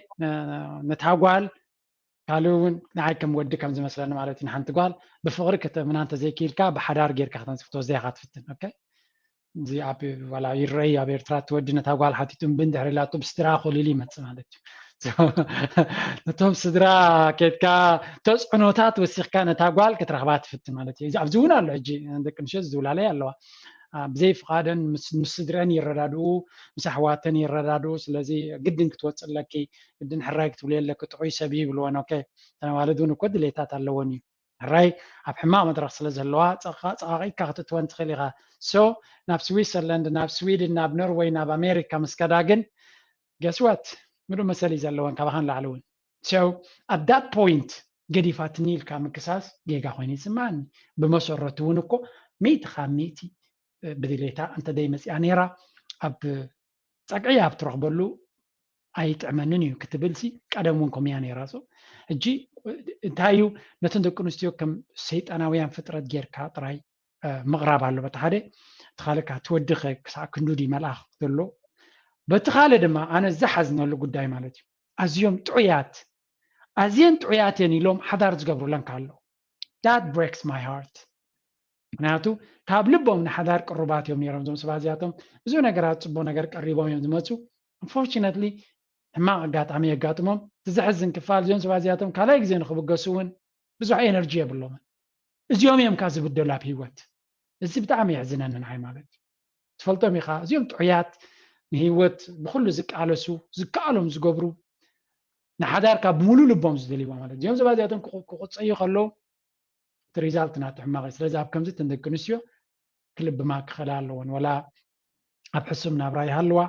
نتودي زي دليون تخنن بأجو كنبرو كخلالون معناته أبسويس كوين حدا سبتمرين تمتي واتقال كلا إجزي بمرأة خمس يلون نخيل سلطة نوع إجزي دوسد النات زيتاتي قا حصير نكمز حسب زجبرو من تندك تواتي الجهني ስለዚህ ከነስተውል ክንከላለና ተመወዳትውን ብዙሕ ነገራት ኣብ ርእሶም ከም ዘሎ ኣቡታት ደወስዶም ዘሎሲ ሓደ ሰብሲ ሓደ ወዲ ማለት እዩ ክከላኸል ኢለ ይኮንኩን ዘሎ ንሓንቲ ጓል ዓሚ ሃሲዋ ሃሪሞዋ ቀቲልዋ ፅቡቅ ህይወት ክነብር ከም ዘይኮነ ርግፀኛ እዩ ኦኬ ወይ ሃዲሙ ክወፅእ ከም ዘይኮነ ርግፀኛ እዩ so why do they do that ስለምንታይ ከም ይገብሩ ምንባር ትርጉም ስለሰኣኑሉ ጥራይ ዝብላነ so ሰባት ካብ ምንባር ትርጉም ክሰኑሉ ከለዉ ኣዝዩ ሕማቅ ነገራት ክገብሩ ይኽእሉ እዮም ኣብ መወዳእታ ንፈርሆ እኮ ንኸይንመውት እዩ ንሞት ዘይትፈርህ ተኮይንካ ፀላኢኻ ንሞት ዝፈርህ ኣይኮኑ እዩ ዘብል ምክንያቱ ብምንታይ ኢኻ ክትከላኸሎ ትኽእል ንከምዚ ዓይነት ሰብ ሶ ብዙሕ ነገር ክበሃለሉ ይኽእል እዩ ግን I think እዛ ርእሲ እዚ ገለ ካብታ ብዙሕ ተመክሮ እውን የብለይ ናቱ ምክንያቱ ብዙሕ ካልኦት ኣርእስታት ኣብ ሂወተይ እውን ዝሓለፍኮ እዚ ግን ኣይ ኣጋጠ ብኸማይ ኣይከትኩን ኣነ ካብ ዝፈልጦን ካብ ዝሰምዖን እምበር ፅልቕ ዝበለ ሓበሬታ የብለይ يعني ንምንታይ ሓይተካ ምስለካ ኣነ ንባዕለይ እውን በዓል ተመክሮ ይኮንኩን ግን ኣብቲ ዓውዲ ዝነጥፉ ሰባት ብዙሓት ዝሓተት ከምኡ እውን እቶም ብከምኡ ዝሽገሩ ሰባት ስለ ዝሽገሩ እዮም ማለት እንታይ ብመሰረቱ ቁርብ መሰረት ስለ ዘለካ ያን ሓይተካ ዝሕቶ ብፍላይ ሕጂ ታሪስት መወዳእታ ልዕሊካ ፅንሕካ ርእስቲ ሲ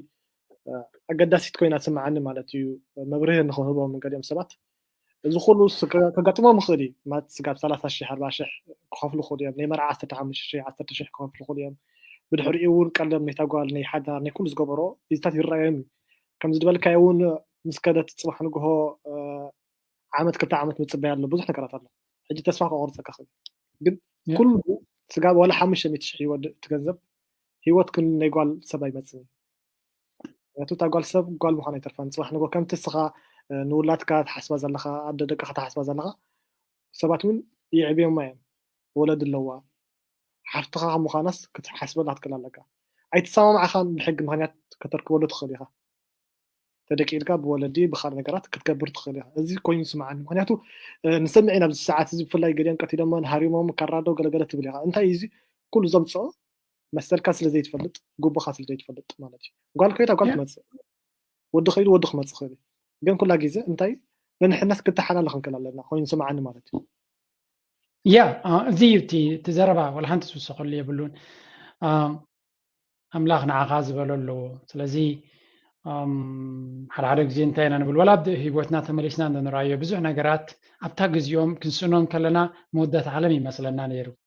ገለ ስጉምትታት ሕልፍ ኢልና ክንሪኦ ከለናስ ለካስ ኣምላኽ ስኑ ፅቡቀ እዩ ገይርዎ ኢና ንብል ኢትስ ኦልዌይስ ላይክ ዳት ኣብታ ግዜ ከባድ እያ እታ መድረኽ ብዙሕ ደኺምካ ብዙሕ ትፅቢት ዝገበርካሉ ነገር ክፈርሰካ ከሎ ቀሊል እዩ ዝብለካ ኩሉ ዘይወዓሉ ጥራይ እዩ እዚ ኮይኑ ተሪፉ ግን እንድሕሪ ምሻኻ ክትነብር ዘይደልያ እታ ጓል ኣይደልየትን ናው ሓፍትኻሲ ንካልእ ወዲ ከምኡ ክገብራ ከሎ what would you feel ከምኡ እታ ጓልካ ከምኡ ንሓውኽሲ ሓደ ደም ርሂፁ ሙሉእ ሂወቱ ተመንዩ ሓንቲ ጓል ኣምፅዩ ትኾነኒ ኢሉ ኣምፅዩ ጥንጥን ኣቢላ ክትከይድ ከላ እንታይ ይስምዓ ሓፍትኻ ሕርር እያ ትብል ተርዲኻኒ ፈትወካ ሓፍትኻ ካልእ ጓል ከምኡ ክገብረካ ክትርኢ ከላ ትሓርር እያ that's it ንስኸ ድማ ከምኡ ክትገብር ዘለኻ ንሓውኺ ካልእ ከምኡ ትገብሮ ትኽእል እያ ኣብ መወዳእታ ግን ኣብ ሂወት ከምኡ እዩ ኣብ ኤርትራ ከምኡ ነይሩ ኣብዚ ከምኡ እዩ ኣብዚ ኸድናዮ ከምኡ እዩ ኩሉ ግዜ ዝተፋቐረ ንሓዋር ይቕፅል ማለት ኣይኮነን ምፍልላያት ኣሎ ፀገማት ኣሎ ድሌታትና እውን መዓት እዩ ዘሎ ኣብዚ ግዜ እዚ ግን ሓደ ግዜ መጀመርያ ጭራ ነብሪ ቅልጥፍ ኢልካ ይትሓዝ እንድሕሪ ሒዝካ ድማ ኣይትፈኑ ይብሉ ኣቦታትና ስለዚ ሓዳር ቅልጢፍና ይንእተዎ ካብኣቶናዮ ግን ክንሕዞ ክንክእል ኣለና I think ኣነ ዝዓበ ኩሉ ሕብረተሰብ ፍትሕ ብዙሕ ግዜ ይስምዓሉን እዩ ነይሩ ሕጉሳት ነይሮም ኩሎም ሰብ ሓዳር እንተይልካኒ no ሕጉሳት ኣይነበሩን but they know one thing ጭራ ነብሪ ትሓዝ ተሒዝካ ይትፈኒ እያ ከመይ እዮም ዝፈልጡ ሶ ስለዚ ካብቲ ዘምፃና ጭዋ ባህሊ ብዙሕ ኣብ ባህልና ብዙሕ ፀገማት ክህሉ ይኽእል እዩ ትብልዎ ገለ ካብቲ ዝበለፀ ግን ኣብ ሓዳር ዘለና ርድኢትን ስድራ ቤትና ድማ እቲ ዝበለፀ ኣብነት ክኾኑና ዝኽእሉ ኣብ ሓዳሮም ፅኑዓት እዮም መብዛሕትኡ ግዜ እዚኣ ካብኦም ክንምሃር ክንክእል ኣለና ናፅነት ኣለካ ማለት ሓዳርካ ተፍርስ ኣለካ ወይ ንጽቡቕ ነገር ጎሲኻ ክትከይድ ኣለካ ማለት ኣይኮን ከምኡ ድማ ነቲ ትጥምትዮ ዘለኻ ወይ ትጥምታ ዘለኻ ካብታም ዘኻ ዘላ ፍሉይነት ክህልዋ ኣይኮነን ኣብ መወዳእታ ስለዚ ብዘለና ክንዓግብ ንፈትን ዓይኑ ኩሉ ግዜ ካልእ ክጥምት ትኽእል እዩ ንስኻ ግን ኩሉ ግዜ ዝነደቕካዮ መሊስካ ዳ ስርሓሉ እምበር ንዑ ፍሪስካ ካልእ ክትሃንፅ ግዜ ተጥፍእ ክሳራታት ትፈጥር ኣብ መወዳእታ ድማ ከቢድ ክኸውን ይኽእል እዩ እዚኣ ተበልና ኣብ መወዳእታ ዝበለፀ يغني ማለት እንድዒ ትኩሉ ርስቲ እቲ ኣገዳሲ ወይ ከዓ ኣሰካፊ ክንብሎ ንኽእል ተንኪፍና ኢና መስለና ኮይኑ ስማዓኒ ምክንያቱ እቲ ካብ ህዝቢ ድመፅእ ብዙሕ ሕቶ እዩ ድመፅእ ሓቂ ብሓይሽ ግን ኣነ ከም ዝበልኩኻ ፀሚቐ ቁሩብ ምስቲ ኣብ ሂወት ስለ ዘለኹ ክሓተካ በቂዐ ማለት እዩ ነዚ ዕድሚ ክቢርካ ከምኡ እውን ብደስ ዝብል ኢንተርቪው ኸጌርካ ምክንያቱ ኬፍ ደለዎ ምሸት ኢና ምሲና ሓቂ ብሓይሽ ህዝቢ እውን ልቡ ከፊቱ ክሰምዕ ይኽእል እዩ ኮይኑ ስማዓኒ ማለት እዩ I think ብዙሕ ሳይንስን ገለና ኣይኮናን ርኢና ኣብቲ ባይታ ዘሎ ፀገማትና ኢና ሓደ ፍሉይ ዝበለ ምኽሪ እውን ኣይኮንን ዝህቦ ፀናሕ ኳነ ብሓፈሻ ግን እቲ ብድሆታት ኣብቲ ባይታ እዩ ዘሎ ነቲ ብድሆታት ድማ ንዓይ ዝመስለኒ ካብ ተመክሮናተይ ብዙሓት ካባይ ዝንእሱ ስለ ዘለዉ ንዖም ክሕግዝ ዝኽእል እምበር ንሱ ጥራይ ቅኑዕ ኣይኮና ንብል ዘለና ከምዚ ብከምኡ ክንወ ዘይብልና እዚ ሂወት ፃዕዳ ወይ ፀሊም ኢልካ ትሓልፎ ነገር ኣይኮነን ብዙሕ ነገር እዩ ዘሎ ብብዙሕ መንገድታት እዩ ዘሎ ሓደ ካብቲ መንገድታት ክኸውን ይኽእል እዩ ዝበልክዎ ስለዚ እዚ ምኽርናተይ ሰሚዑ ሰብ ከም መመዛዘኒ ክጥቀመሉ ዘሎ 100% ዝያነ ኩሉ ዝበልክዎ ቅኑዕ እዩ ትክክለኛ ንሱ እዩ ኣይኮንኩን ዝብል ዘለኹ እዚኣ ናይ ምምዝዛን ክእለት ክህልወና ኣሎ ርእይቶ ይበኩም ኣሎ ሓሳብ ይበኩም ኣለኹ ካብኡ ዝፍለ ሓሳባት ክህልወኩም ይኽእል እዩ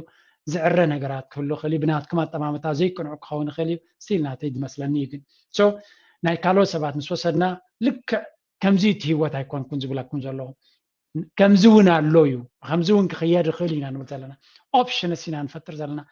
ተኽእሎታት ኢና ንነግር ዘለና ስለዚ ከምከምኡ ርኢኹም ኣብቲ ጉዕዞኹም ክትጥቀምሉ እዚ ከምዚ ዝግበር ዘሎ ዕላላት ኩሉ ሰብ ዝረኽቦ ኣይኮነን ንሕና ኣነ ክመፅእ ከለኹ ከምዚታት ኣይነበረን ኣነ ንኣብነት ብዙሕ ነገር እየ ካብ ከምዚ ምኽሪ ዝኸስብ ክሰምዕ እውን ይደሊ እየ ምናልባት ስለዘይነበረት ገለመለ ንኸስሮ ነይሩና እዩ ሎሚ ግን ክትዕወት ተደሊኻ ትዕድላት ኣሎ እዩ ንጥቀመሉ ንምሃር ሓሳስባና ነስፍሕ ብዘይገድስ ኣበይ ኣለኻ እቶም ፕሪንሲፕልስ ሓደ እዮም ኣብ ሓደ ዓዲ ምስ መፃኻ ክትመሃር ቋንቋ ኣብቲ ዘሎ ሲስተም ንክትኣቱ ክርዳእካ ክኽእል ኣሎ ተበግሶታት ትወስድ ኣለካ ምስ ሰብ ኮኔክትድ ክኾን ኣለካ ቅድሚኻ ካብ ዝሓለፉ ክትመሃር ኣለካ ካብቶም ኣብ ዙርያኻ ዘሎ ክትመሃር ክክእል ኣለካ ኣብ መወዳእታ ድማ ነዚ ኩሉ ኣብ ግምተይቲኻ ንዓኻ ዝኾነካ ንዓኺ ዝኾነኪ ኣይከስእነን ኢኺ በዚኣ ክንዛዝማ ንኽእል የቐኒለይ ኣማን ንስኻ ትገብሮ ዘለኻ ስራሕ እውን ኣዝዩ ዓብዩ ከምዚ ከማኻ ቦታ ዘለዎም ነቲ ሰብ ክሕግዝ ዝኽእሉ ስለዘይብልና ብዓብዩ ደረጃ ኔትወርክ ናይ ከምኡ ስለዘይፈጠርና ኢና መንእሰይና ክሽገር ክኢሉ እምበር ኤርትራውያን ውሕዳት ስለ ዝኾንና ኣይኮና ኣዝዩ ብዙሕ ሕብረተሰብ ኣለና መንካ ኣዝዩ ዲፕሊ ዝዓበየ ዝተምሃረ ሊቃውንቲ መዓት እዮም ዘለውና ዝስደት እዚ መዓት ሕማቕ ነገር ክድርድረሉ ትኽእል ኢኻ ካብ መጠን ንላዕሊ ድማ ዓቕሚ ሰብ ዓብይሉ ኣብዚ ግዜ እዚ እንታይ እዩ ግን ኩሉ እቲ መንገዱ ዝሓዘ ተኣለየ እዩ ኩሉ ኣብ ሶሻል ሚድያ ንሪኦ ጫውጫው መብዛሕቶም ካብቶም ጌና ኣብቲ ሲስተም ክኣቱ ዘይከኣሉ ዝመፅእ ጫውጫው እዩ እምበር ሓደ ጥዑይ መንገዲ ዘለዎ ሰብ ይፈልጥ እዩ ፅልዋናቱ እንታይ ክኸውን ከም ዝኽእል ተማሂርዎ ኣሎ ኦልሬዲ ርእይዎ ኣሎ ኣብ ሂወቱ ፅልዋናቱ እውን ይርድኦ እዩ ዝበዝሐ ሰብ ግን እቲ ደድ ተምሃረ ካብቲ ሕብረተሰብና ስለ ዝግለል ዘሎ ኣብቲ ሶሻል ሚድያ ምስራኻ እዚ ሕብረተሰብ ዝድሒሩ እዩ ብላብላ ክትብል ትኽእል ኢኻ ግን ኣብ ጥቃኻ ጠመት ኩሎም ቶም መማፅእትኻ ወላ ድሕሪኻ ዝመፁ ከመይ ኢሎም ተሰኻኺዖም ጥሩይ መንገዲ ይመርሑ ኣለዉ ኣነ ብኸመይ እየ ዝዕቅኖ ኣብ ሶሻል ሚድያ ሰባት 10 ሰባት ስለ ዝፀረፉ ወይ 30 ሰባት ብዩቱብ ወይ ኣብ ቲክቶክ ሕማቕ ስለ ተዛረቡ ኤርትራውያን ሕማቃት እዮም ተስፋ የብሎምን ትብል እንተለኻ ትጋገ ኣለኻ ካብ ቀደም ንላዕሊ ዝተምሃረን ዝዓበየን ኣተሓሳስቡ ዘስፍሐን መዓት መንእሰይ ዘለና ኣምላኽ ተሂቡና ዕድል ተፈጢሩ ብሉፅ መንእሰይ ተፈጢሩ ከም ዘሎ ክንፈልጥ ንክእል ኣለና እንታይ ግን ኦርጋናይዝድ ኣይኮናን ኣለና ንሱ ካብ ምስ ግዜኡ ክመፅእ ኢለ ኣነ ኩሉ ግዜ ፖዚቲቭ እየ ብፖዚቲቭ ክሪኦ ድማ ይቐለኒ እቲ ነገራት ማለት እዩ يا أبزيا كوسالك أنا ون تناتي تميت مالتي كم جورجو بزحت سبات أبناتات كتكون تقول سبات بزحت تلهم التخيل أي تبقى عندك حفتناتكم ميا مالتي أفتي قال خد ندل خل ناسي بفلاي كم زخماي وعامو واحد الناي أفلت واحد الناي من ساعات قالوا بزحت تزرلي مالتي تذكر من كوميتا خفتر مالتي بفلاي أبزي ناي أفلت زلهم أتفعل لعودي حارة زخونو تمليتي معناته نتسكت تحجز من الفنكا بالنسبة للسبي خمر كم قدلنا يكون بعدنا ويكاني بتتصورنا بمودعتا تاجيزة خيدا لا حوالي حدا ساعات نسران حمش علينا لنا أون تطويل كي خد لها أنا كوفي له I love it أنا سكميلة سرح تسكت يا استرابا خي حزكا أمودعتا أنت كتب الترلي جورج حاوي بفلا ينعي أنا كم زخماي بزح بس معرفته أنت كتب الترلي أمان بزح مبالك كوزر لي كاكون كان already هذا سبق من قد هسكال لها نعاها زخون تراي كايكون كانت تقبر زلها مودة تاكو تمهير كاسرح كات هستغليها دموس كتوتيها بزرها قطاليها that's pretty much أوروبا nothing special about this فلوي نجار يكونن فلوي نجار انتايو كابتا كاب جبهات وز كاب كالي نخالوت كتحجز مفتان تراي فلوي نجار that's نسبات فليزة بلوم سياز بلانه بر تمهير كان أبراهام ملادا كورس سبي خاص شيخ قبر زلك خال نعوز يقبر سب تقول ما قالوا مالتي تماهير كا غزا خاص درها ملايكن كل سب زخلوس راح يزفلوي ነገር አይኮን እንዳዞ ወርቅ መዳሊያ ዘለካ አይኮን ንዓኻ ኮይን ካን ካልኦት ክትከውን ፍታን ግን አገዳሲ እሱ ምናልባት ሚሊዮን ሰብ ከይتصሉ ትኽሊኻ 10,000 ከይتصሉ ትኽሊኻ but who cares about that ዛጌርና ያዘለና ክንደይ ሰባት ሪሞ ብዘይ ገድስ ካባቶም 10 ሰባት ተኸሲቦምላ መኽሰብ እዩ 10 ሰብ እዩ so ንሚሊዮናት ክጸሉ ስለዘይ ካልኩ ኣይገብሮን የክትብል ይብልካ ንዓሰርተ ሰባት ብጽቡቕ መንገዲ ክጸሉ ትኽኢልካ ዓብ ስጉምቲ እዚ ኣነ ሆሜ ዝርዮን ይወ ወላ ክልተ ሰባት ተሓጊዝካ ወላ ሓደ ሰብ ተሓጊዝካ it's good ወላ ንኽልብት ተሓጊዝካ ሓገዝ ካብ ነፍስኻ ዝወፀ ንኻልእ ተሓጊዝካ ሰናይ ነገር እዩ እዚ ድማ ጽባሕ ንጎ ተዘካሪ ንሰባት ንገዛኻ ዝገበርካዮ ስድራኻ ክዝክርዎ እዮም of course ንኻልኦት ዝገበርካዮ ግን ዝያዳ ተዘካሪ ዝገብረካ ንስኻ እውን ዕጋበት ዝባካስ እዩ እዚ ትገብሮ ዘለኻ ስራሕ ኣይተንእሶ ንእሽተይ ኢልካ ወላ ይርእይዎን እዮም ዘለዉ ሓሙሽተ ሰብ እዮም ዝርእይዎ ዘለዉ no እቶም ሓሙሽተ ዝርእይዎ ዘለዉ ይግብኦም እዩ ትተኸታተሎም ዘለኻ so they need it ክትቅፅል ኣለካ ከተሕይሎ ክትክእል ኣለካ ዝያዳ ፈረንሳውያን ኪላታት ኣምፂኻ እውን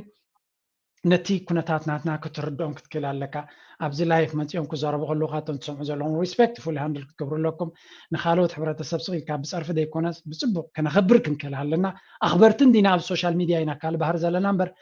ኣብ ሪል ላይፍ ኣኽበርቲ ሰባት ኢና ሶ ኣጆኻ ቀፅሎ ኣነኻ ብዓቕመይ ዝከኣለ ንክሕግዝ ወላ ሓንቲ ፆራ ኣይኮነናሃይ ብዝተረፈ የቐንየለይ ካብ ልቢ የመስግን እቶም ግዜ ኣጥፊኹም ነዚ ዕላልናትና ሰማዕኩም እውን ካብ ልቢ የመስግነኩም ኣብዚያ ክንዛዝማ ንኽእል ኢና የቐንየለይ ክብለካ ይደላና ኣነ እውን ብዛ ዕድል ክጥቀመላ ንህዝቢ ማለት ቅድሚ ሕጂ ዘይፈልጡኒ ሰባት ካልእ መደብ ገይረ ክላለዮም ክፍትን ግዜ ክበልዓሉ ጀርጆ